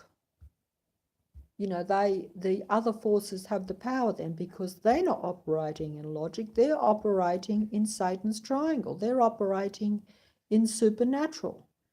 Another movie. Have I got time for another movie? A Night of the Eagle, another old movie in the 60s. Have a look at it if you can find it. It's free, I'm sure. Night of the Eagle, B movie. saw it years and years ago, liked it. Didn't believe it, but liked it. But saw something in it. Haven't seen it since. Night of the Eagle. In the movie, this man, he's a professor. He works at a big university, got a good job. He's married to this strange woman. Beautiful, strange woman, okay? He doesn't think she's strange. He thinks she's just his beautiful wife. He loves her to bits, adores her. She loves him greatly. He discovers one day that his lovely, simple, beautiful wife is very superstitious. She uses black magic, or what he thinks is black magic, basically superstition. He finds spiders in her drawers and all sorts of weird concoctions. And all of a sudden he's like, oh, what is my wife doing? I didn't know I was married to someone that believed in all this supernatural, almost like witchcraft, you could say. Yes, it was like that. And he thought she was foolish. He thought, oh, she's paranoid. She's ridiculous. I must protect her. I must stop her from doing this because it's just so silly for her. She's frightened of nothing. She told him. She said, I do it to protect you. The hocus pocus, the dark forces, the evil, are working against you every day. He's like, don't be ridiculous. Everyone likes me. I've got a great job. They love me at the university. And she's thinking, no, they don't. They work against you. I do the black magic, the superstitious, silly things to protect you. And he did not believe her. He did not believe her. And he said, I'll show you that you don't have any fears. And he said, you've got to get rid of all this paraphernalia, all these concoctions, all these magic things that you've got all over the house in secret spots to protect me. I don't need protection. You're believing in magic. You're believing in something false. You're delusional. Your fears are false. There's no such thing as hocus pocus magic. I'm safe.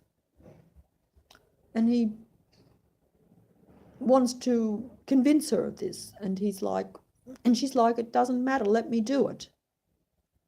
And he's there, no, because it's hurting you. It's silly for you to be fearful like this. So he gets rid of all her stuff, gets rid of all her little magic things that she thinks are protecting him.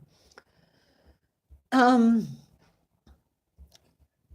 he says to her, now look, everything will be okay. We're happy. We love one another. That's all we need. There's no magic in the world. There's nothing working against me. Everything's fine. And from that moment on, he gets rid of all her magic stuff. And from that moment on, things start to go wrong for him at the university. And of course, it's shown that the lady that runs the university hates him, secretly hates him. She pretends to like him, but she's really jealous of him. She despises him. She wants to destroy him. And she's performing black magic. She's working against him, and things start to go wrong for him. And it gets really weird to where even he's thinking, what is going on? And his wife says to him, I told you, you need protection. This world is not what you think. And he's there, don't be ridiculous. It's just bad luck. It's just, like, I'll deal with it, and it goes on anyway, and it gets worse.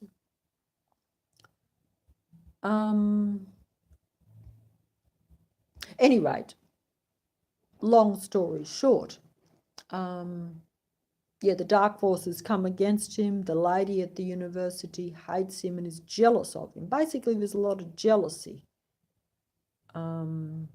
She's jealous because he's getting a better job, because he's being promoted just on his own merit rather than black magic. Like, she's working everything she can to stop him and to get herself into a high position. And but anyway, the thing is that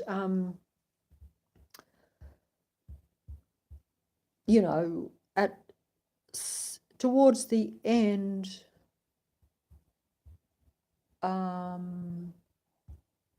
the wife knows that her husband will be destroyed by the dark forces. So she sacrifices herself to save him because she understands how it works. You know, she's obviously been doing it for a lifetime and she's into that occult type of thing, shall we say. She knows it works. It's worked. It's protected her husband, and now he's, they're threatening his life at a physical level, but it's done by supernatural things. Like if you see the movie anyway. But so she sacrifices herself to save him, and so she's dead, and he comes and finds her dead. And at this point, he's never believed any of it. And even up to this point, he still is like, everything's crazy. He can't believe some of the things that are going on, but he still doesn't believe in dark forces or occult or demons or people working spells. And he thinks his wife has been, paranoid and foolish to have, to be preoccupied with all this protection for him. But at any rate, she's dead. So he's devastated. And he realizes, he's like, oh, I don't believe in any of this, but she's dead. I've got to do something. And all of a sudden his instinct kicks in and he goes frantically searching around the house for anything that he might have missed, some magical thing, and looks it up to try and find a way to bring her back. And he actually does do that. In other words, he practices the very sorcery that he's criticized her for doing, and he's so desperate, a bit like some people will pray to God sometimes when they're on death's door or when they're in a real crisis. They won't believe, but they're like, oh, please help me. You know how we sometimes do that? I know I've done that in the past. And it actually does work, strangely enough. But you have to be very sincere and you have to be broken. You have to be so genuine at that moment in your belief in that, even in that God. But you can easily dismiss it afterwards too and say that was just random. I did pray, and it was answered, but that was just luck. It fell my way. That's what we do, even with that. But at any rate, he did the supernatural prayer, you could say, and brought her back to life.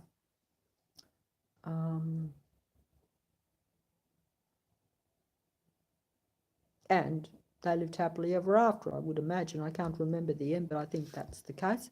But, he was devastated and couldn't believe, I suppose, at that point, that the world really was not what he thought.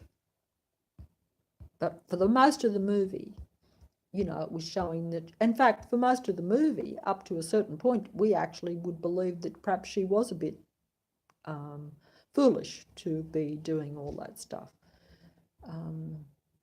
But that's like superstition, if you do something and it works and works and works, at some point you probably say, yeah, maybe it does work, there must be some truth in it, and that's just like everything in this world. And that movie was like that.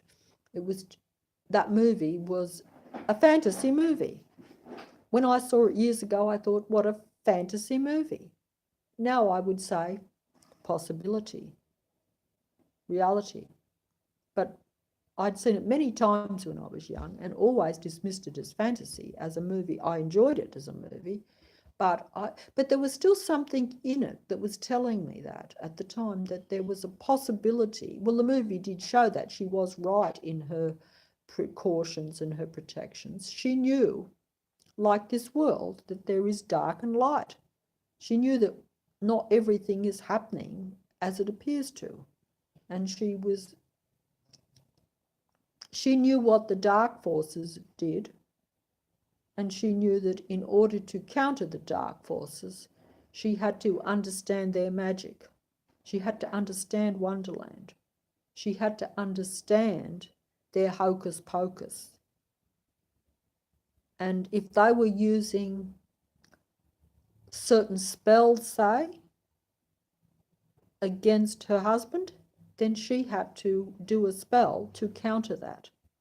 She operated at their level, whereas most humans don't operate at that level because they don't know that they're in a hocus pocus world. And they, even if they do know it, as I do, I don't understand their hocus pocus.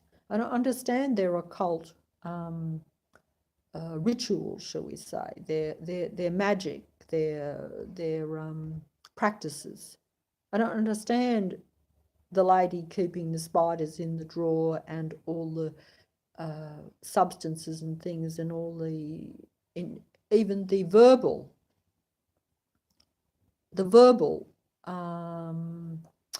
what would you call that? The verbal, when you say some spell, it's like a spell, but you're saying it. Well, of course, I believe that now, only in the sense that if everything is frequency, vibration, and energy, which is a scientific fact, then what you say, what is coming out of my mouth now, is a frequency and a vibration. So it's also a spell, because it has the potential to affect the physical reality, I would think. That's what spells are. They're just incantations of some sort of, see, I don't know these things. I don't have a black magic book. I don't have a white magic book. But I believe at a scientific level, to me, it makes sense, you see. That's what I've been doing. I've been like looking for just what I think is the reality. And I've found that it is different to what I thought.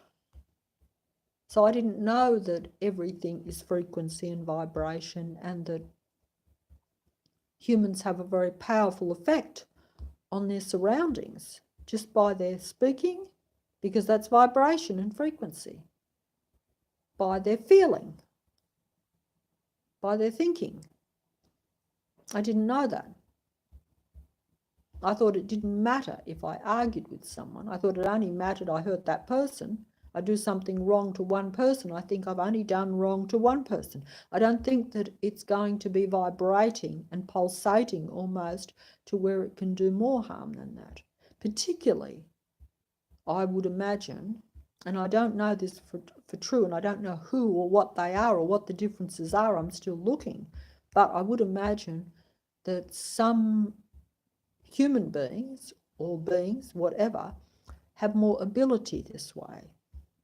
And we all have different abilities, different degrees. There may even be totally different abilities, but also the dark forces understand a lot more of these, of how reality works. As I've said, they understand the magic, they understand the spells, they understand the vibration and stuff. How much some of them understand, how much the God entity, he would understand a lot. He would know the whole workings of this entire earth thing. How much those that operate for him is another thing, because as you go down the rabbit hole, you will find that, as I've said before, you can be working for someone and not realize you're working for someone. You can be operating for good or bad, but you're not conscious that you're working for the good or the bad of the whole, because you don't even know what that whole is. You think it is just you and me, just personal. You don't think that that everyone is part of the matrix, and that the matrix, because the matrix is hocus pocus, magical, really, and in my view now, wonderland, but also spiritual. And by spiritual, I suppose I just mean that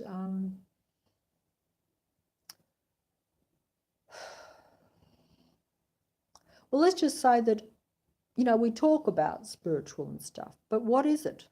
I can't put a word on it, but it is essentially, I suppose, someone can probably enlighten me here, but that's what it is. It is enlightenment. It is where, well, essentially it's where you aren't an inanimate object, where you aren't what you have created, humans create a lot of physical stuff, a lot of solid, unorganic, I'm not putting this well. You know, we can create lifeless life, shall we say. Physical life that has no real life. There's life, and then there's non-life. Oh, I'm sounding very... sorry about this. I'm talking over my head. I'm talking about, and I'm not quite sure what I'm talking about. I have to say this. But I'm trying to say that not all life is real life. Not all life is the higher life in a way. It's a bit hard to explain, but I suppose it's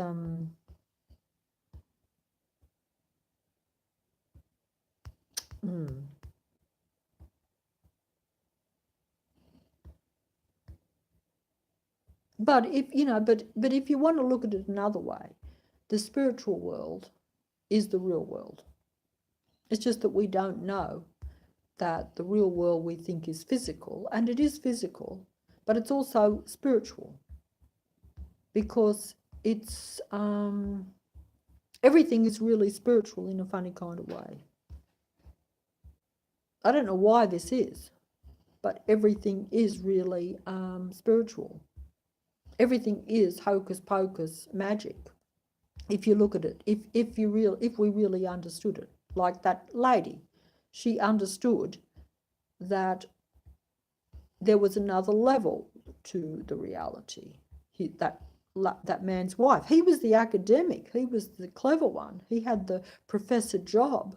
She was nothing and a nobody, his wife. In fact, she come across as quite simpleton. That's why when she was doing all that weird magic type of stuff, she looked extra foolish, and he thought, oh, I don't want my lovely wife to be involved in this silliness. She's wasting her time and stressing herself for nothing, you know, worrying about me, thinking she... Whereas in reality, she knew more about reality than him, which is what he probably realised at the end, because he was the one living in fairyland. He may have had the top job and been the professor and knew all the academic stuff and all the intellectual stuff true, but he did not know how reality worked. He did not know that there were dark forces working against him. He didn't know that simple little things could protect him. She knew how reality worked, he didn't. She was really the intellect in a way, you know, if you look at it, you know. And that's because if you don't really know what's, you know, like he was a clever man. And maybe after he found that out, he could then add to his knowledge, shall we say, or his expand himself. But it was interesting that, yeah, he was the one that most people would have thought she's a simple, silly housewife almost, and he's the genius professor almost, you know, but he didn't know anything about reality really. He thought he did. He was studying this and he could scientifically and all this, but he did not know the basics of reality. And this is how this world works, I think, that most of us don't know the basics of what is really the real reality. If we did, you know, this ball game, this video game would be a lot more evened up, I would imagine. That's assuming you want to play on that side, I would imagine, and assuming you want to play. I personally don't want to play.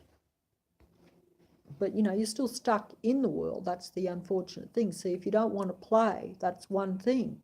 But in reality, you're kind of forced to play at some point, because if you're in the dark, you don't think you're in a game, that's one thing. So you're not playing. You're still contributing to it, but you're unaware of it. So you're probably... ignorance is bliss, as they say. But once you're aware, like that gentleman, if he knew that the demons were attacking him, he knew things were going wrong for him towards the end of the film, but he didn't know it was caused by demonic supernatural forces. He thought it was... He started to suspect that certain humans were against him. And he wondered why, because he's like, I don't know them, I haven't done anything wrong, I don't dislike them. He didn't understand that they saw him as a threat, that they were jealous of him. You know, he didn't understand that. His wife did. She was able to sense those things. But anyway, that's just being that a bit more aware, you see. That's awareness, I think, is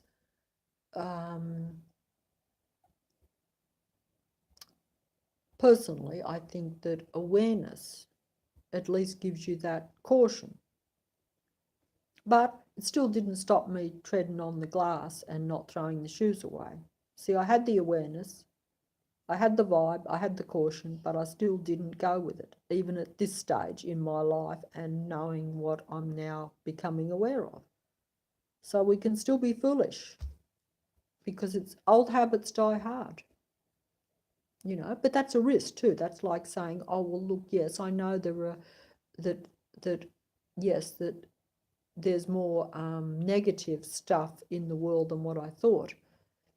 But you still live in the old world where you think, oh, well, look, of course, I always thought there was some negative because I used to be very fearful and cautious. I didn't believe that anything was deliberate, no. But I still was quite cautious. You know, like if I had a few mishaps, I would protect myself. I didn't think those mishaps were part of the matrix. I thought that they were random, but I still would be so paranoid that I would protect myself, whereas another person would not do that because it takes effort and it's uncomfortable sometimes to, you know, like it's uncomfortable if you think you're going to fall over and graze your knee or injure your knee or something. It's uncomfortable to be walking around wearing skateboard protectors on your knees all the time when you're not riding a skateboard. It becomes paranoia. That's just an example of it, you know what I mean? Where you overcompensate. But in reality, in my fantasy reality, if I'm walking down the street and I don't have the skateboard plastic protectors on my knees, as uncomfortable as they probably might be, a little bit uncomfortable until you get that. And I'm not riding a skateboard, so this is just an example, okay? It's a paranoid, exaggerated example. But I'm unaware that physical things around me can be maneuvered by other forces.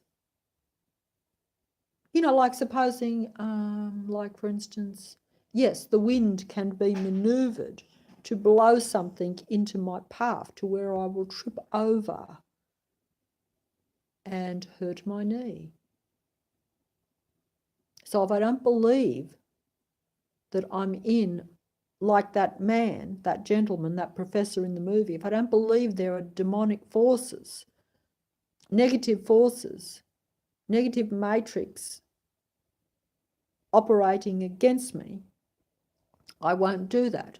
But if I truly believe that, I will, if I've got any sense, I'll take a precaution. I'll weigh it up at least, you know, and I'll certainly be careful, a bit more careful. You shouldn't have to be.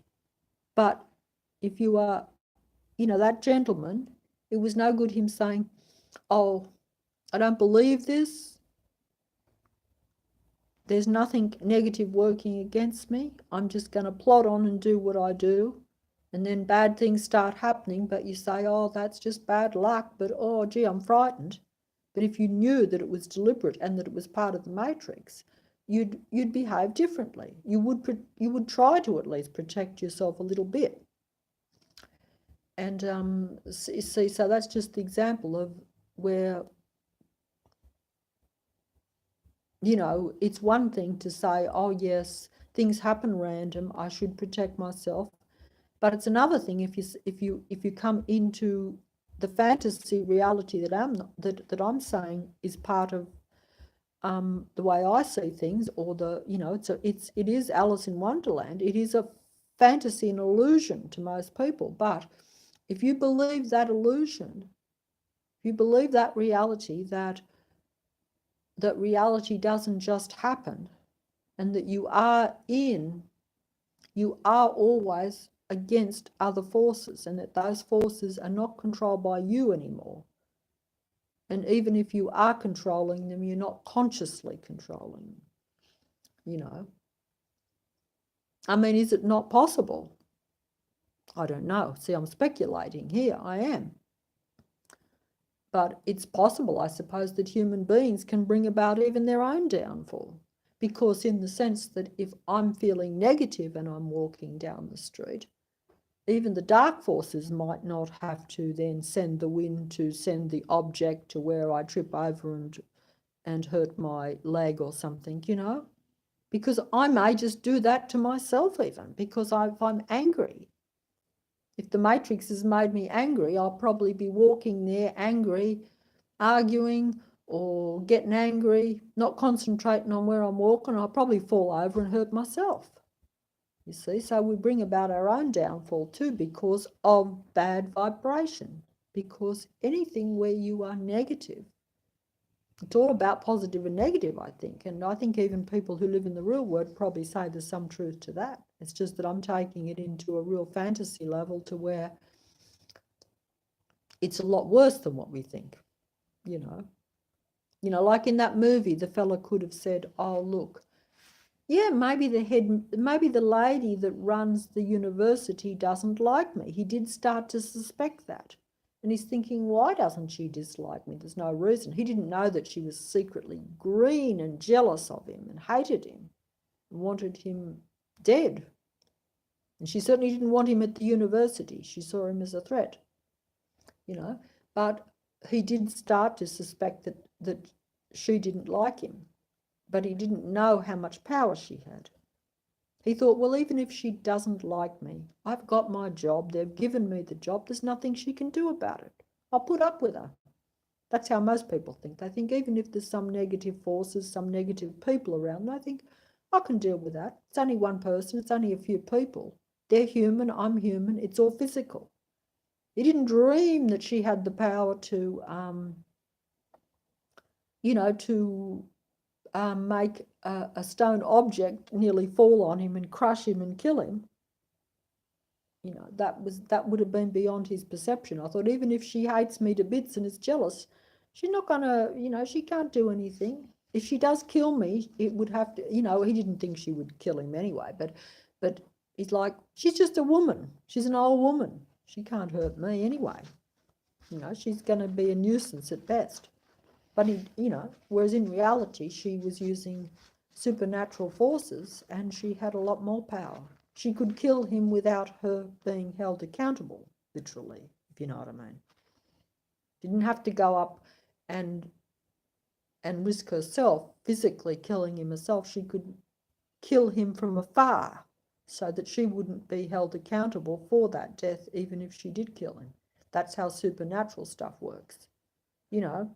If I trip over and hurt my leg on the street, I can't say that something supernatural did it. People think you're insane.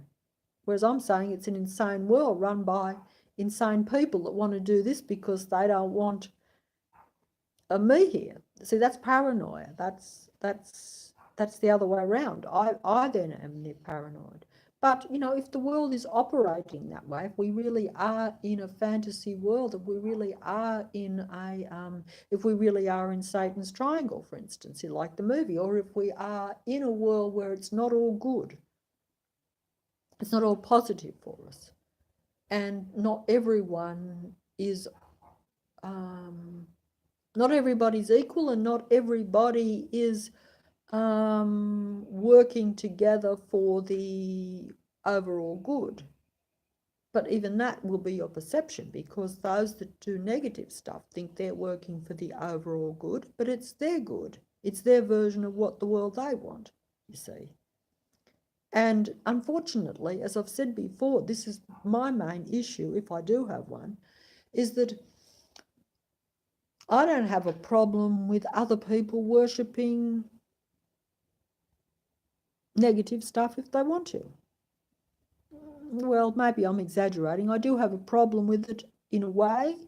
I don't think it's good for them, and I don't think it's good for me, and I don't think it's good for you, and I don't think it's good for the world. But if they did it and the only person that they were harming is themselves and those that follow them or believe the same thing, and they're like, hey, you go and we don't want you near us, you're banished out, but you go somewhere else and you can do your thing, then I'm going to say, hey, you know, I'm not here to change the world. I'm not here to, you know, inflict my ideas onto someone else. But you see, that's not how it works, because their attitude is the other way. Their attitude is, yes, we want to inflict our ideas onto you. No, you cannot do that. You have to be of our denomination. You have to be of the negative. This is going to be a negative world. We want our utopia, and our utopia isn't just going to be us living in our little separate paradise or our separate mansions or our separate wherever. You know, we want the whole earth. We don't need the whole earth. There's enough space for everybody, but we want the whole earth. And we want dominion. And we want you to behave like us. We are negative and we want you to be negative. If we do something destructive, we want you to do something destructive. And so then it comes down to how destructive are you willing to be to live in that utopia. And that's, I think, the main problem, is that, you know, it comes down to degrees, and some people just are going to draw the line and say, hey, you know, we believe in free this and free that, and everyone should be able to do their own thing. Actually, I think that's a joke, because I don't think that that is the reality we live in anyway. In a matrix, that's just an illusion. It's an illusion of thinking that, even, because, you know, your free thought, even your decisions, even, you think that means that you've got free thinking, free thought, and that you're doing your own thing. You're not, because everything you think is largely what the matrix tells you about the matrix. So how can you have free thinking? You're making decisions based on false information most of the time, aren't you? If you don't know you're in Wonderland, if you think you're on this little earth where there's no hocus pocus and no magic, and there's no angels and demons. That's another movie. I haven't seen that one. The title alone is enough for me, just like I make my own titles. Magic, Archon, Hocus Pocus. I just make it up. And I think I make it up, but I think it has some relevance. But I don't know what I'm going to talk about when I say it, but I think that is the essence of some of what I'm making these ridiculous videos, because this is a ridiculous world. It's a stupid, stupid world, as the song goes. That was sung by a cat. Cat has more sense than us now, because he's saying it's a stupid, stupid world out there. Everything we do is stupid. He said no purpose to anything. We just basically eat, sleep, drink, etc. And even that isn't good for us half the time. And we're restricted, because the cat was complaining that he's restricted. He's like, my human closes doors on me. I'm not allowed to go outside. I'm a cat. It's a stupid, stupid world. Sylvester the cat says, it's a stupid, stupid world out there because I'm not allowed to go outside. My human closes doors on me. You know, the dog runs around and chases his tail in a circle like we all do. You know, he's not happy. It's a funny video, but there's merit even to the silly little videos, yeah. Yeah, so it's a stupid, stupid world. You know, I feel like Sylvester the cat when I go outside. I think, oh, it's a stupid, stupid world. And I'm stupid in it too. I've been stupid because I was unaware I was in a stupid, stupid world.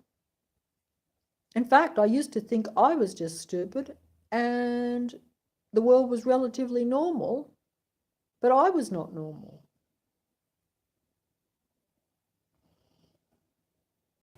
But now it's been exposed to me that even though I was very faulty and was very stupid to myself and was very limited as a human being, very limited, much more limited than most human beings I was most of my life, because things that they weren't frightened of, I was frightened of. I was frightened of my own shadow, you know, and I was uncomfortable around people, in crowds and things. I felt, I just wanted to disappear most of the time. Actually, that's the opposite of how a lot of people are now. They actually like to be seen too much. It's almost like, hey, notice me.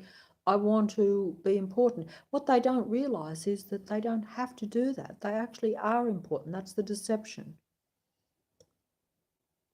Real human beings actually are important. They have the abilities, they have the powers, they've been suppressed. They don't have to dress flash, they don't have to take power in the money world, they don't have to take power in physical ways, really. They are the creators. Then the creators, the innocent, oblivious creators of this world, they have supernatural powers. They have hocus pocus too, just like the world and those that run it and those that operate it. They just use their hocus pocus at full strength. Humans have hocus pocus too, but they're not using it at all. Theirs is right down. And they don't even know they have hocus pocus, and they don't know they're in a hocus pocus world. Some of us know we're in a stupid, stupid world, like the song, but we think that's all just physical. We think, and we blame ourselves. We say, we've made it stupid. We've destroyed it. We've done this. Most of us have, but boy, we've had a lot of help. You know, I didn't just fall over on the street. I was pushed over by an invisible force. You know what I'm saying?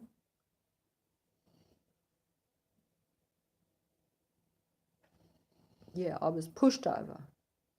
But if I had been aware that I could be pushed over and aware that the wind can blow something there and was conscious, aware, fully conscious, I might have been able to avoid it. But while I think that I'm in just a non-hocus pocus world and that I don't have even any physical much control over it, I'm just going to play it by ear and hope for the best. You know, you're at such a disadvantage. It's like being able to do something. It's like being, I haven't seen Harry Potter, it's like being Harry Potter and not knowing you're Harry Potter. It's like not knowing you're a wizard. That's what this world is like. But the true wizards of the world, they know they're wizards. They could be a less wizard than you out there, but they're operating at full power, full wizard level. And they have technology, so they know everything about you. You are operating at no wizard level. You don't know anything. And you don't know what their next move is, but they know what your next move is. You don't know they're there, but they know you're walking down the street. They know they can blow the wind and make you fall over or push you over with a little tiny invisible shove. You know, in other words, they are there. They know you're there. They know what you're doing. They know your next move. They have technology to invade and know your thinking. They have an unbelievable advantage over the little humans. Unbelievable advantage. It's a wonder any of us are still here at all, to be honest. And we're only here because of universal law. We're not here by any good management of ourselves. We're only here because we are not allowed to all be taken and pushed out of this world, because it must have originally been ours. We have a right to be here. But it's not ours now. But we still have certain rights because of that, I would think, and because we are valid parts of what? the universe or something, we have some merit. We can't just be got rid of. We are part of things. And maybe we're a more important part than what we realise. But we, I don't know. But I would think that we have some merit because of that. Like I say, if someone has the power to get rid of, if you have the power to get rid of an entire race, an entire species, and you want to, but you don't, that means there's something stopping you. That means that there is a rule, a law, a thing in place that will prevent that. And that means that what is being protected does have some rights and does have some merit and some special, is sacred in some way. And what the whole ball game is and what the whole scenario is, I will maybe make another video and go down that fairy tale. There's many fairy tales. I think they're all true. They're all possibilities. And they're all realities. Because they are true. They have been true in the past. And they will be true in the future. Only humans have the ability, unbeknown to us, to change that direction or to modify it or to get it. I personally always just say in balance. I think it's all out of balance. That's at the very least. I don't know, I don't personally live in a land of like the opposing forces where I think there's going to be a utopia. I would, in my limited way of looking at things, you're lucky if you can even bring things back to what they were, because I see things as being a gradual decline. I know not everyone would agree with this, but I would say that 40 years ago, things were better than now, in a general kind of way. I know we can point out lots of people can nitpick and point out, specific incidences where things were improved. But I'm saying, from the way I see things, we are so much more in a diabolical trap, in my view, now than what we were, 40 years ago, because we didn't have the added hocus pocus of technology that we consciously have allowed. Like I say, we have free choice, so we consciously, it wasn't, and also the thing is that at this time, I'm guessing that the matrix is being more exposed. There is a bit of hocus pocus being exposed, and we know that technology is there. We just don't see any danger to it, because we're gradually being led down that idea that it is natural for us, and that it's an advantage, and that it's just a little additive, that it's just a little help, but it doesn't detract from us. That's the seduction of it,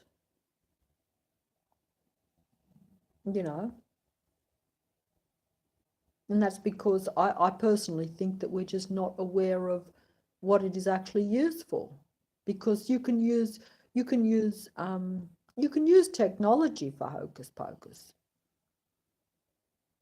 And hocus pocus is only really just doing things unbeknown to people in a way, where you're controlling their life and where you are mind controlling them, where you are physically controlling them. You can physically and mentally control human beings by hocus pocus and biotechnology.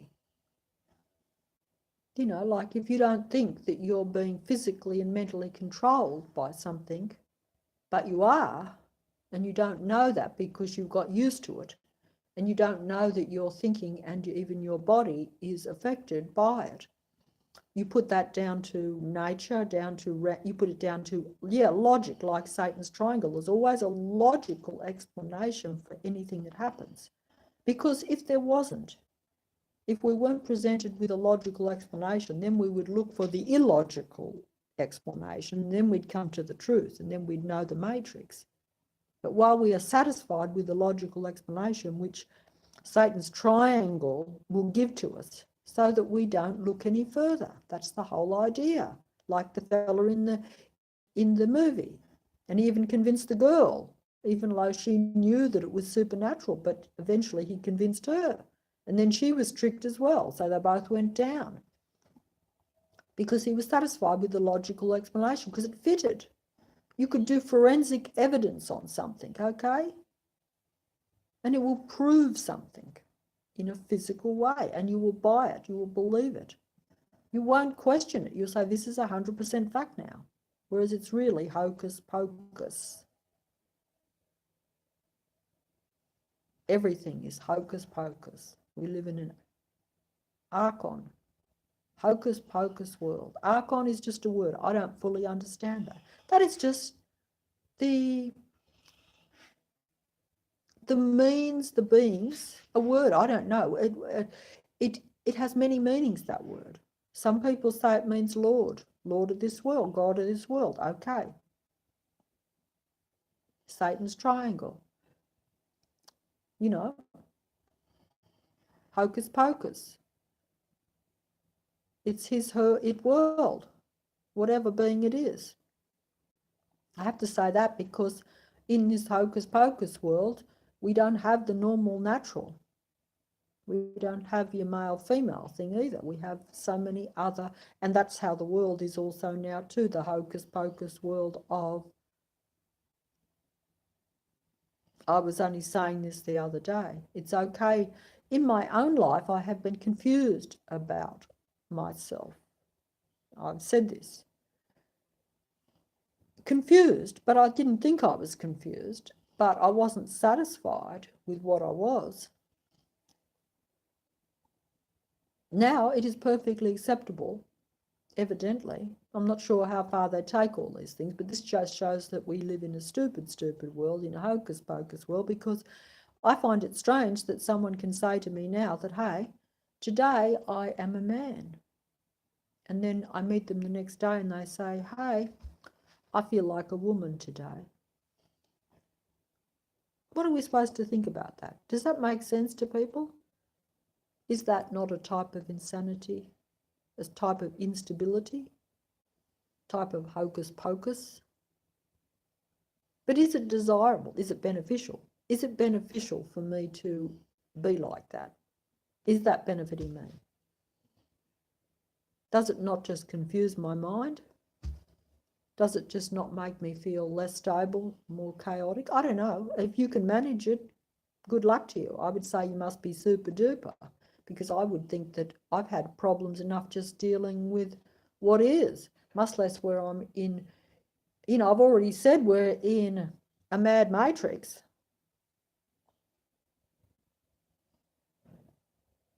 A hocus pocus mad matrix world. And now we want to make ourselves crazy in our own thinking to where we don't even, it's bad enough that we don't know that we're spiritual beings and that we have the ability to manipulate reality. They say manifest a movie or a thing I saw months ago. And I thought, hey, in your face, they show you the matrix. They have to show humans the truth. They show you what you are meant to do and what you do have. But we just say that is fairy tale, that is fantasy, that is a movie, that is a TV show.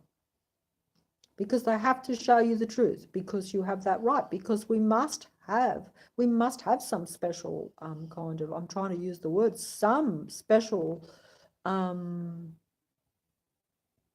credentials in some way to where these things have to even be shown, because it's not like the God particularly feels obliged, I don't think, to show us.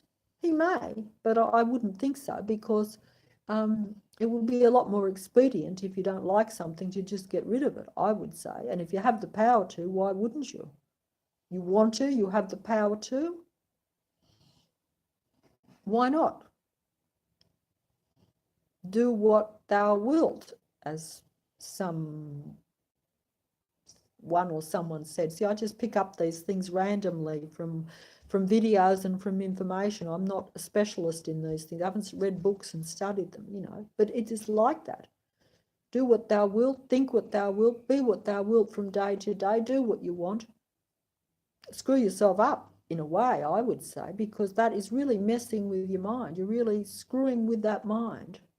You're screwing it round like screws. You're screwing and making it crazy. And you're making it not clear, I would think. But if you can do it, I don't know why you would want to, because like I say, if you're in a mad matrix that's already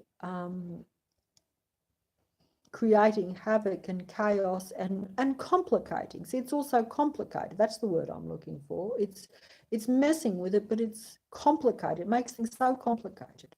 And we don't have the ability to deal with all that complicated stuff because we don't know what we are ourselves. And now we don't even know what sex we are.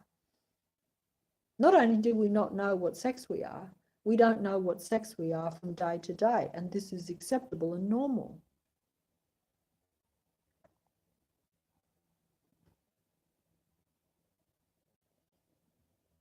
And I don't think that as human beings we have enough,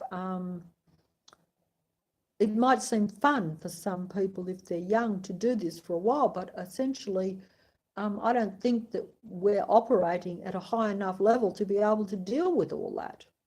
At a limited level, it's just going to make our lives so complicated and we'll be so sidetracked. And then we've got the matrix around us as well. I think it just it just makes it so difficult, because when I think of my own life, how complicated I've lived a simple life, and yet in myself, I've still been confused and dissatisfied with myself, with your demeanor sometimes, with your body, even with the physical. We obsess over it.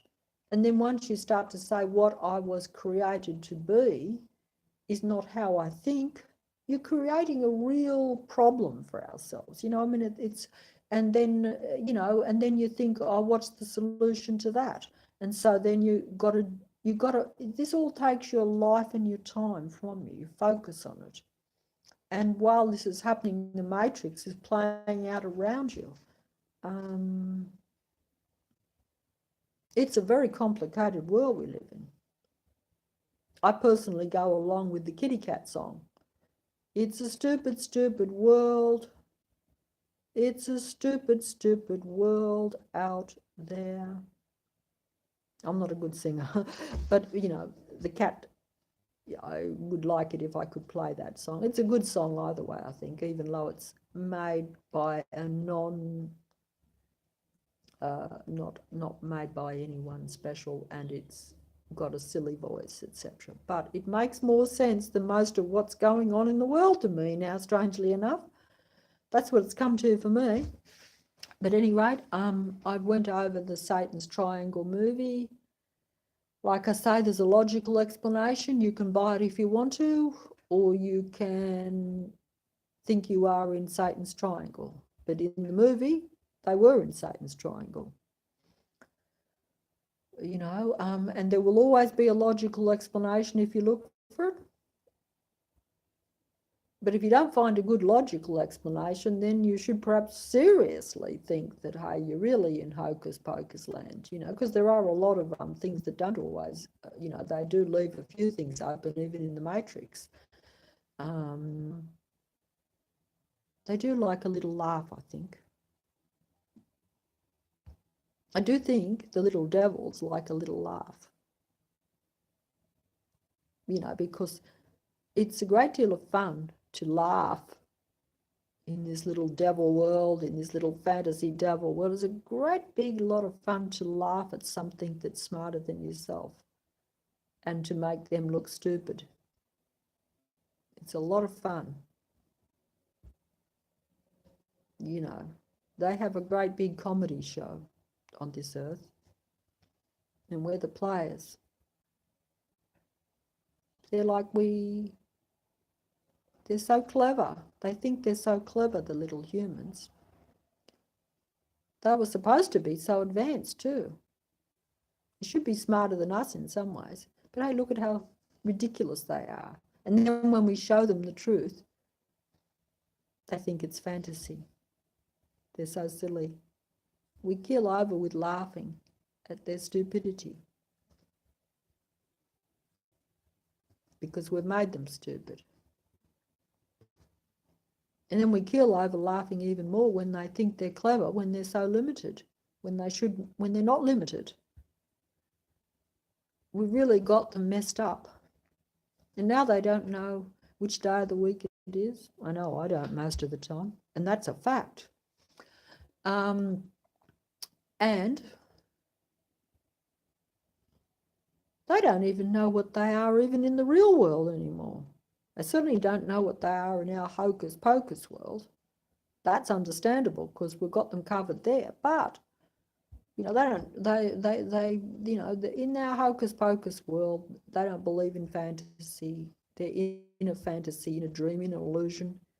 They're in smoke and mirrors, but they don't know that. And that's understandable because we've got the best smoke and mirrors you could imagine. We got the numbers, we got the power, and we got the technology. We've got everything. It's our matrix. It's our world. We've got it covered. It's just a matter of sorting it all out, eliminating what we don't like and keeping what serves us. But the little humans, we get a great big comedy show out of that. It makes us feel very superior because it's not much fun bullying, you know, a cockroach. But to bully something that should be better than yourself even, that is a great accomplishment. That smoke and mirrors and that deception is masterful.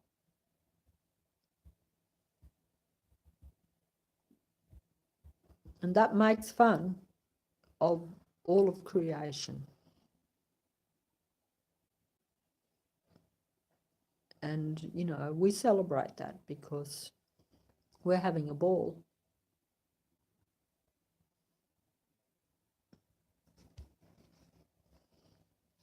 And, you know, we are limited, but we are going to make our utopia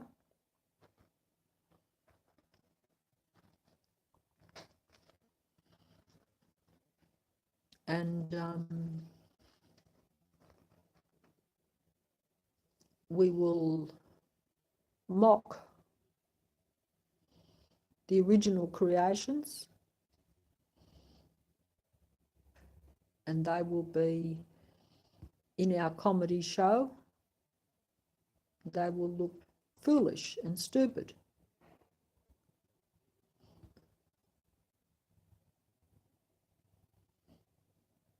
And we will bully them and make us like a lot of bullies in a way. They're master bullies. You know, bullies like to make fun of, and then we will put a law out banning bullies in our world so that they'll get even more confused. So they won't know which day of the week, they won't know anything.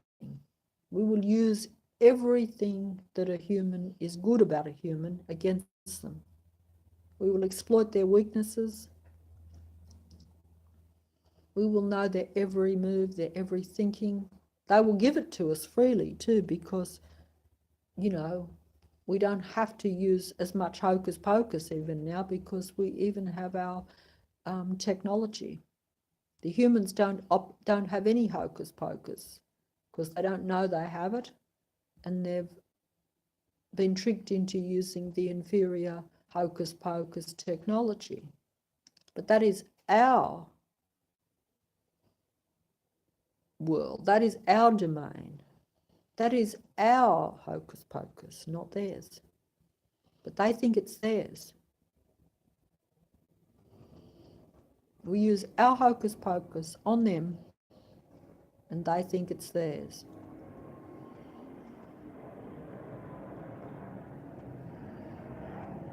And so the world is ours. So we live in an Archon Hocus Pocus video game fantasy world.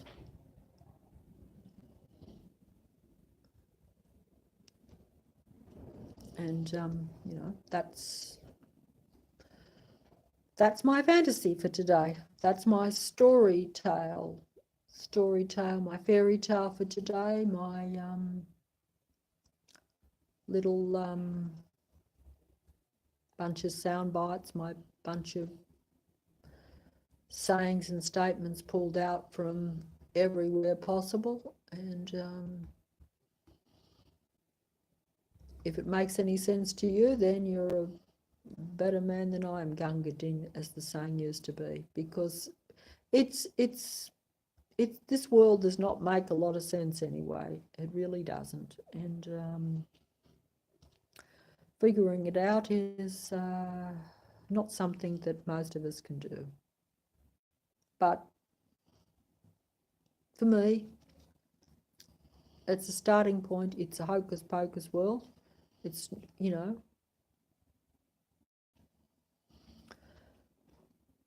and you know, I need to be like the lady in The Night of the Eagle, where you at least realise it's a hocus pocus world, and realise that not only it's a hocus pocus world, but that you may be the victim of the hocus pocus world, because it's not like some of the people in it are performing hocus pocus just for their own benefit. They've already got that because it's their world, but they actually don't necessarily want some people in it. You know, they might be like that lady that didn't like the professor. She was jealous and didn't like him, just wanted him out of it. He didn't wish her any harm, but she certainly wished him a lot of harm. So sometimes it's like that too, which is a little bit unfortunate.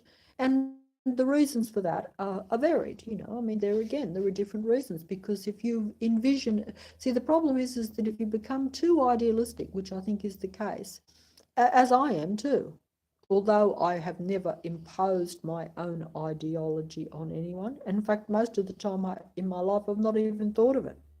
I've always thought that any utopia I would have thought of would be impossible. So I accept a faulty world, and a world that operates in many ways which I wouldn't like, but I just sort of say, hey, I'll keep myself separate from as much of the ugliness and just do my own little thing and try to survive. And that's what a lot of people do. But that is not the case always of everyone. This is the main problem, is that it's not always about acceptance. It is about, and because the problem is that because I think someone used the word master controllers in a video. I think that's a good, where did I get that one from? It's a good line. It's a good saying. Master controllers, obviously there's a God entity, but master controllers covers those that follow, those that work for, those that bow down to, those that are disciples, whatever you like, whatever words, all the same.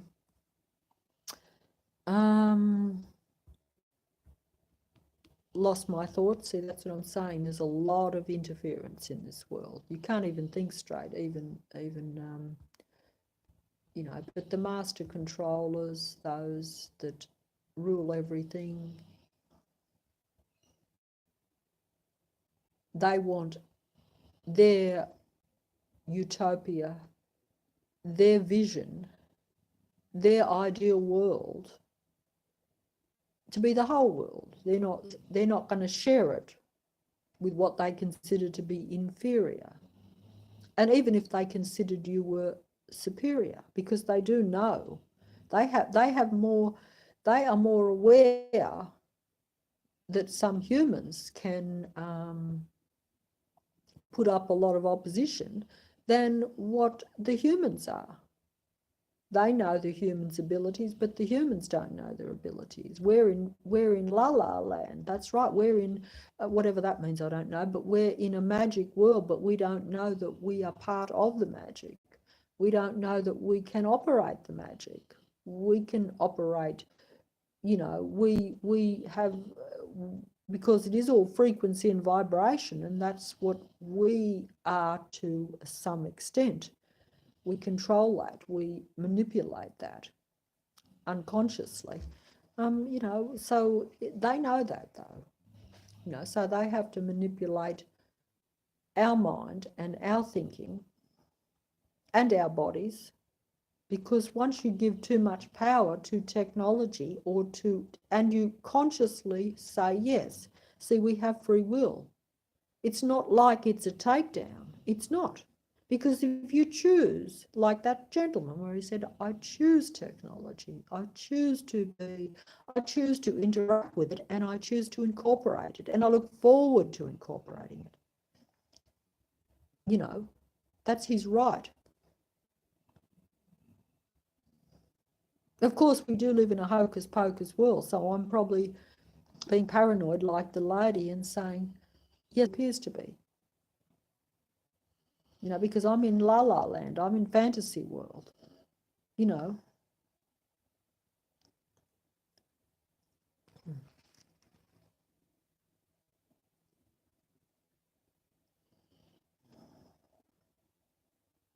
Yeah, well, of course. Well, you know, education is not designed, I don't think, to put hocus pocus into the agenda. If it is, it would only be to be accepting of something that is different to what already is. Like, you know, when you think of it, we've become very broad. I don't know, because I don't go to school and I've never had any time for education. I've spoke about that before. I learned nothing from school, and this is years ago. These days, I would say that technology is in the schools and whatever. I would say it's, I don't even know why they go to school, really, because if we've got computers at home, what do you need to go to school for? That's just my view. But why would things be put in school? I'm just finishing up here because there was a comment, but you know, why would they put stuff in school, hocus pocus in school, or you know, the school system. The school is a system. It's the matrix. School system is the matrix. It's one of the systems, one of the main systems of the matrix. Always has been. It serves no purpose at all. It's just another function of the matrix. So it's not going to put hocus pocus in school, not unless, you know, you're going to be part of the hocus pocus of the matrix. The matrix and the school system is designed to make you work for the matrix. You know, you get a job to serve the matrix when you leave school. It's not designed so that you can go and do your own thing and do your own hocus pocus. It's so that you do the hocus pocus for the matrix. It's like a big, you know, we use all these words, communities, society and stuff. It's all hocus pocus. There's no communities, there's no societies, there's no education. It's all part of the hocus pocus fantasy world. You know, there's no...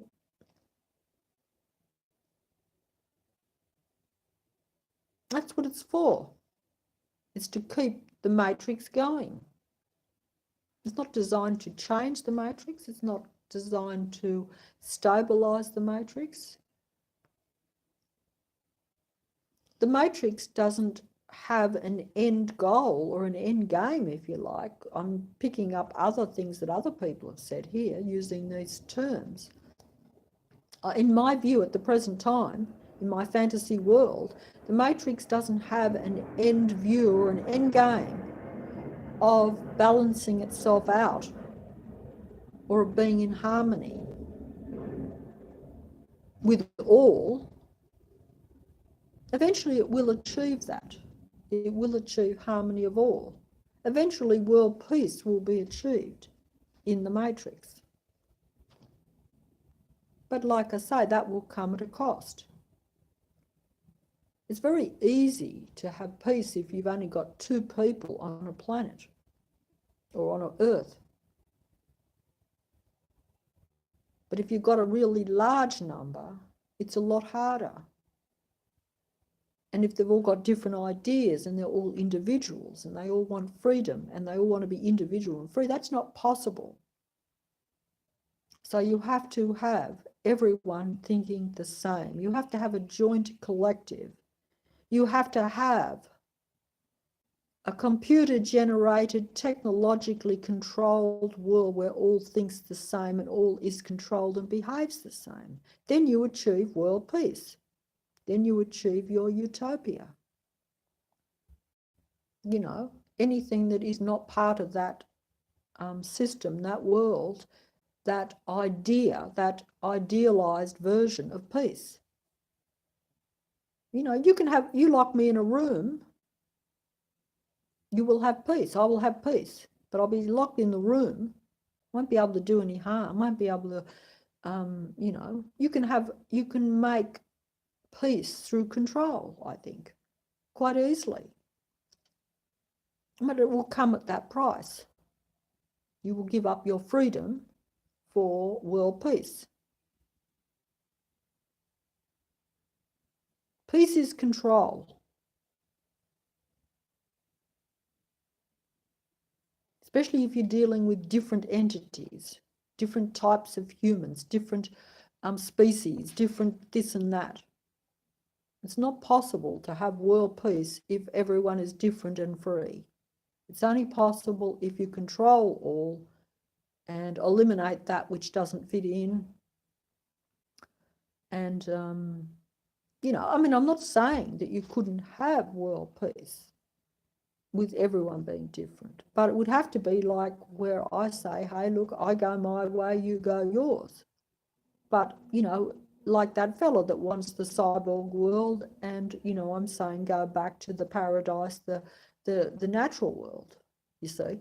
But you see, the two could coexist. He said that's what he wanted. He said there's no, well, he didn't say that was what he wanted, but he said, hey, there's no reason, I'm not going to stop me from staying the way I am, but he wants to go into the artificial world. And I wouldn't stop him. But like I said before, that is not possible in this world because his world will infringe on mine.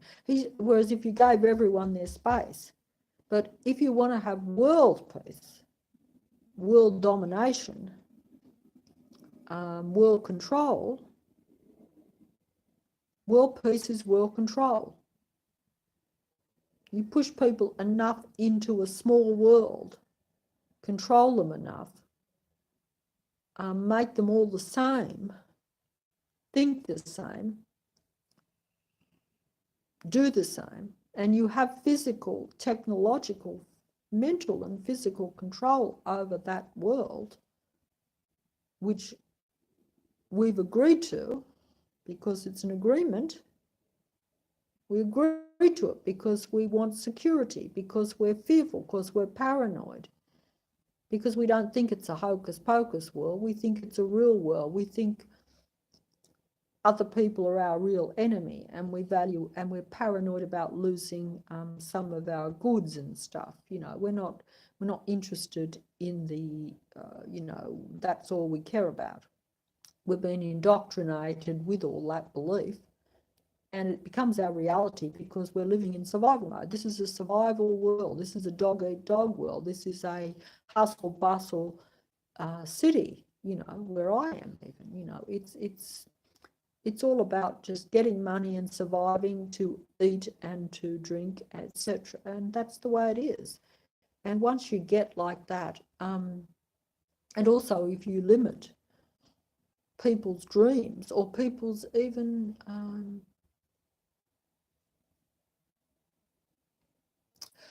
physically limit people.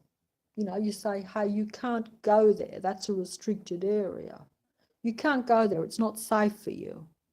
You can't drive that thing because it's not safe. You can't walk there because it's not safe.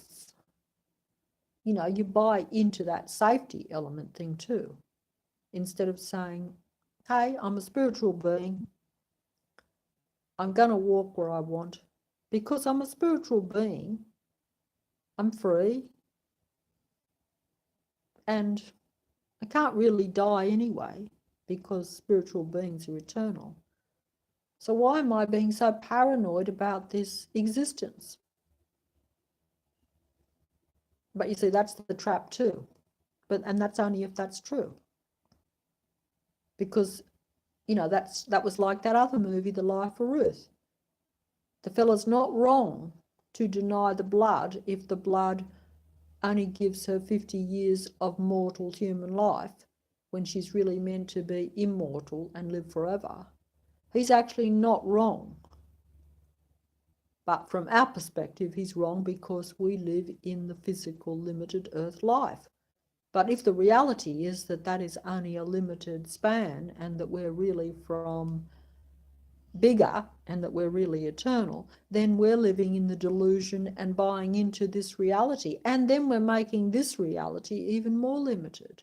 We're in a limited earth, which we think is vast and big. And we are actually told that it's a limited earth. We're told that it's in the vast expanses of space and we're just little nothings and everything happens randomly and we're at the mercy of the universe, etc.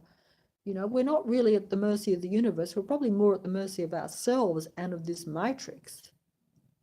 You know, because, you know, if we were away from it, we'd probably see more like the Matrix movie, but I don't know. This is fantasy, I know. But certainly, you know, I see this world as becoming smaller, not larger, you know, because it's a big world, there's plenty of space, and yet people are huddled into smaller areas. Even myself, like I haven't seen the world. This is a big world, stuck in, you know, Henry Street, you know, in Sydney, in Australia. I haven't even been all around Australia. Haven't even been all around Sydney. Been to a few places, but not much. You know, my world is number 3. 3, that's an interesting number. They say 3's, you know, I don't know. That's an interesting point. I've certainly found it to be not lucky, but yeah.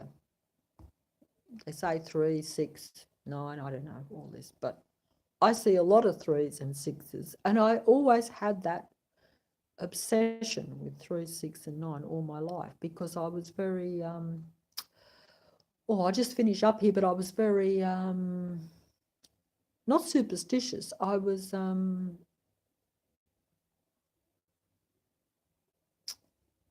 yeah, the sort of person, you know, where people get paranoid to step on the cracks and all this sort of thing. I was like that when I was a younger. And I was always used to do things in a lot of 3, 6, and 9. I never knew why. I just picked those numbers. But now I'm told that they are some sort of relevant numbers. And like I say, I live in number 3. Even on my card, it's 666. But this is all just fairyland too, but it's coincidental fairyland. So I don't know what to make of all the hocus pocus. I'm just throwing that in to be funny or to be interesting or to add to the Satan's triangle mystery and all that sort of stuff. But it's still true though, just the same. But you know, like I say, you can say coincidences, or you can say it's interesting, or you can say it's funny, or you could say it's just, or you could say, yeah, we think there's something to all this stuff if you believe in it.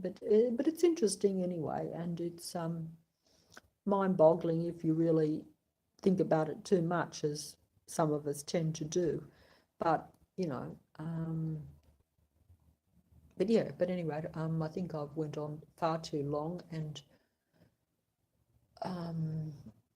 I just hope that this video is clear.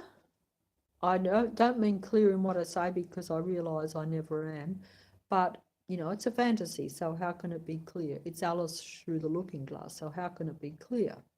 You know, Alice has to figure it out. And most people don't want to jump through anyway, which I don't blame them.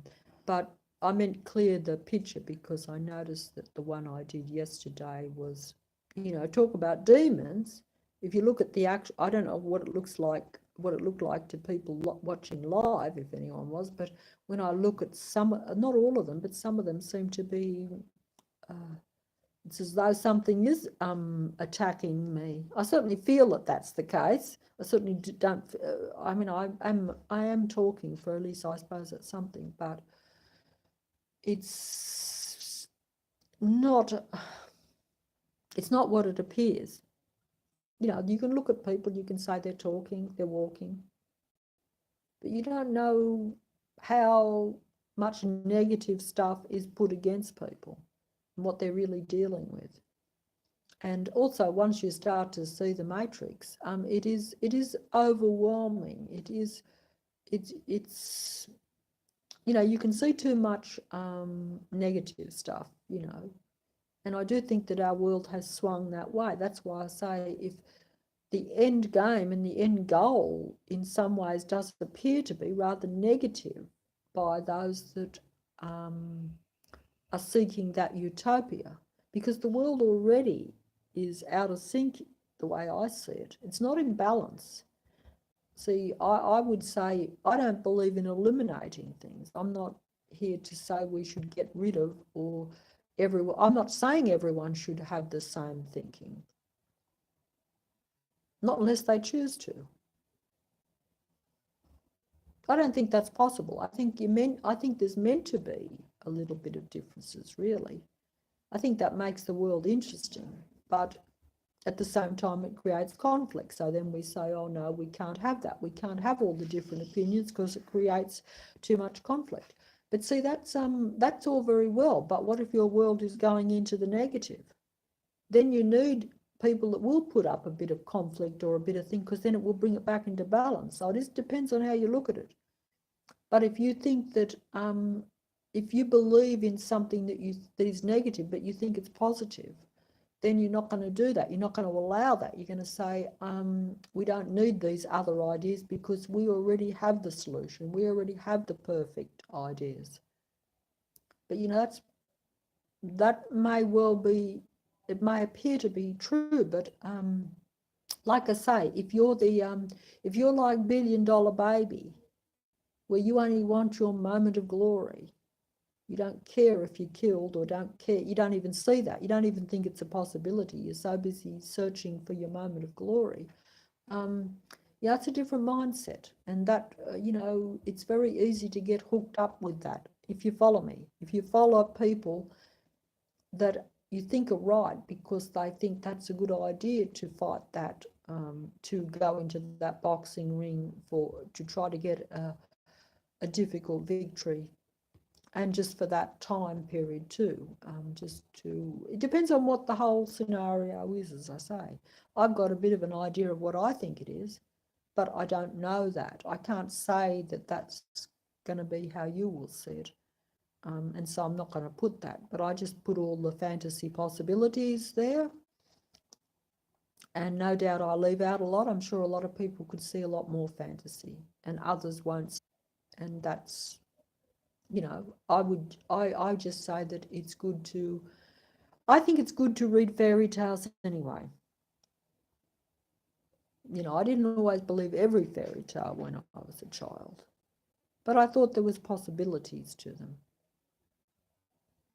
I didn't dismiss most of them as being fairy tales and improbable either.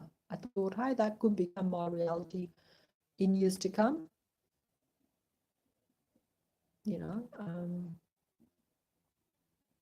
And also, you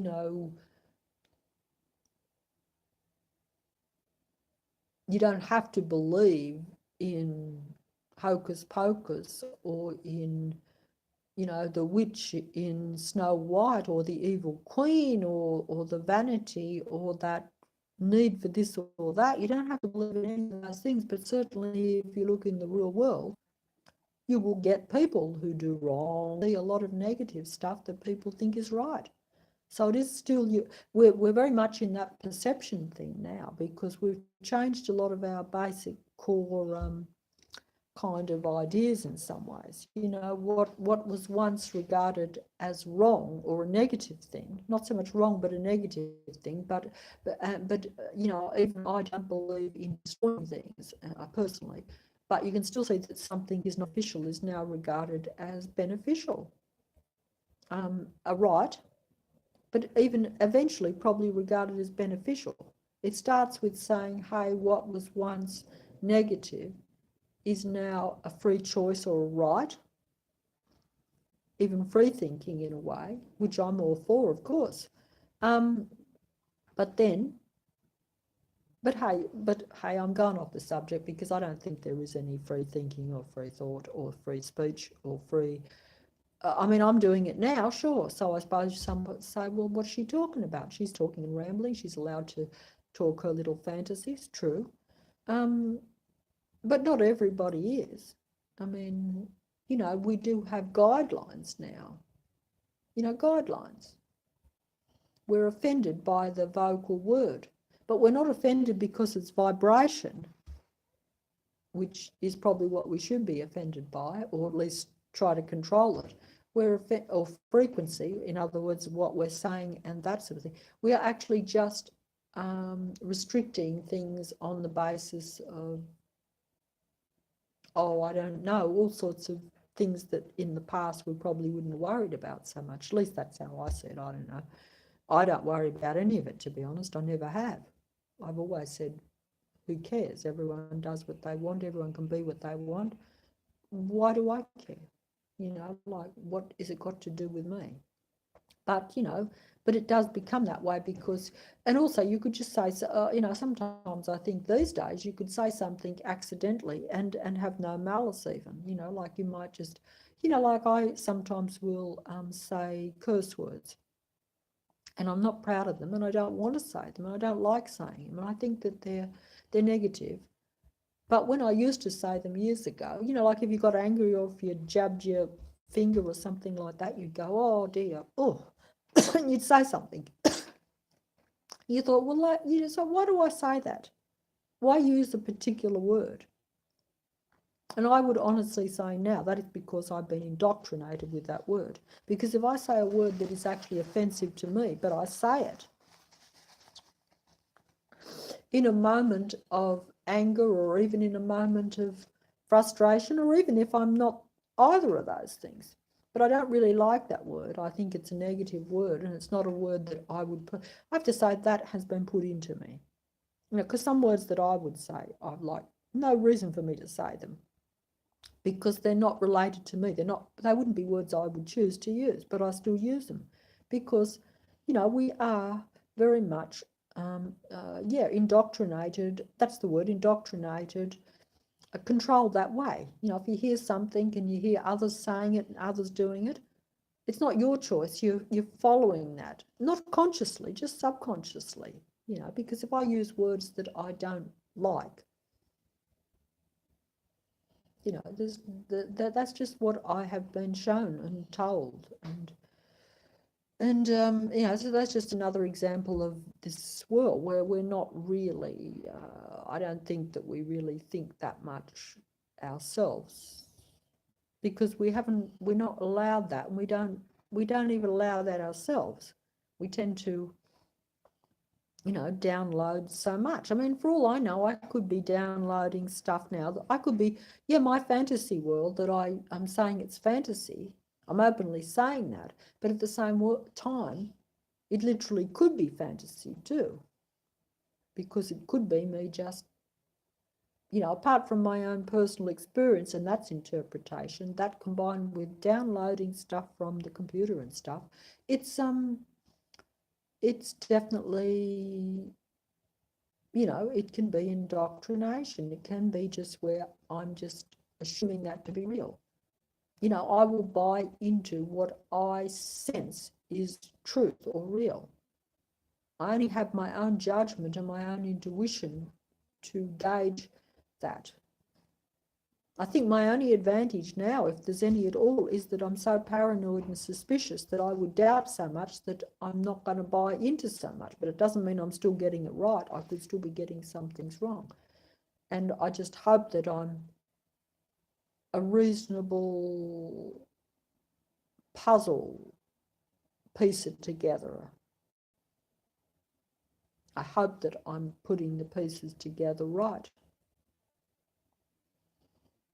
Because, I don't think that any of us are at enough awareness to be, well, some might be, I don't know, because I'm only going on myself and what I see around, but there could be people out there who are at higher awareness and therefore just will automatically know that they're getting the pieces right. And they'll throw away the ones that they know are not fitting and that are not true. So it does depend on how aware and how, I think most of us would probably, at my own way of looking at things now, I would honestly say in folding up that I think that we are so far off what we're meant to know and so far away from our full awareness of what things are. And I know that we're meant to know much more anyway. And how much more we're really meant to know. If the truth were probably shown to us, we wouldn't be able to deal with it. But also, it would probably be just so much. I don't think that we're in the dark in a little way. I think that we're in a real hocus pocus dark. But still, you can only deal with things small. It could well be that I'm wrong in the sense that maybe if we did just, if like, for instance, there could be another scenario, right? Not so much another scenario, but what if this earth, this world that we live in, actually is the center of things? And that the hocus pocus game that's being played is actually of great importance, and that is all there is in some ways, in a kind of way. But, I think I would have thought that would be unlikely, even from my own thing. But I do think that it is vastly important. I do think that. I do think it probably has vast importance, much more than what we realise. And that's kind of frightening, because it really means that if it's got down to very limited, as I think it has now, limited numbers, limited awareness,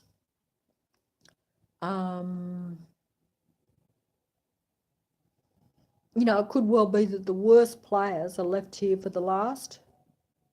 I certainly would buy that from my own perspective, because I feel it, but I shouldn't say that. I should see, that's bad vibration. I should be saying the best players are here for last, and we're all, we will come to see the light, and we will all be, and whether we know it or not, even if there was only one last one at full strength, that can beat the billions, the minions and the dark forces, because although they have the setup, they are limited because they are so technological, and the spirit, technology is no match for the spirit.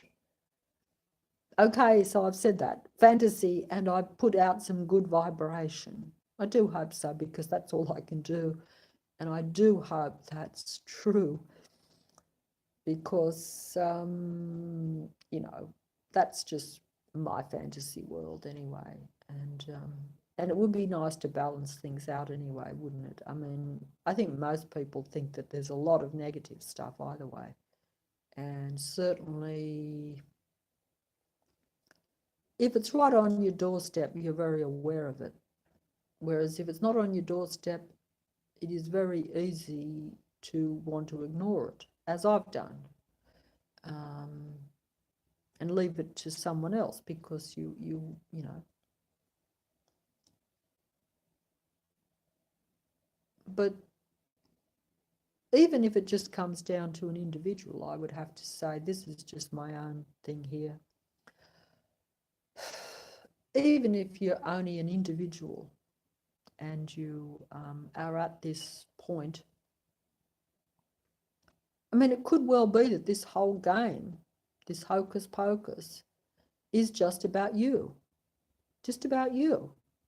you out there, anyone that's listening, that you could be the all-important. You could be the center of the earth. That's another possibility. In other words, it could just be all about you. Everything around you could be just be your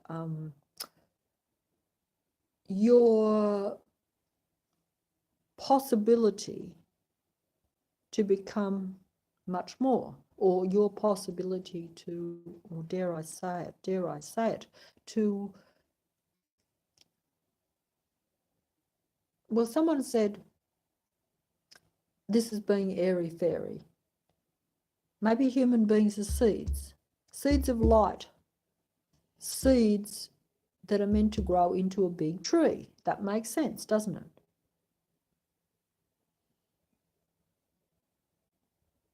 And so everything that is happening around you is, you're the seed, and everything that is happening around you is to give you the possibility and the potential, whether it appears to be, even if it's negative, this is looking on the bright side, okay? Even if it's really negative, because I've heard this, it is still there to make your seed grow into the tree. Because you are so important. And the tree is like, the tree is the all. The tree is like the, like creation, like, it's the most advanced that can be. But the seed is the potential for that. And so maybe you out there is the seed that is meant to be watered and nourished to grow into the tree. And everything that is happening to you is there to make you grow into that tree, even though it will probably, it may not be pleasant now because it's been left to a few seeds, and the seeds are not being nourished very well. The seeds are not aware they are seeds, that they're meant to grow into a tree. The seeds are being kept in the dark, so they're not getting enough sunlight to grow very well. You know, something like that.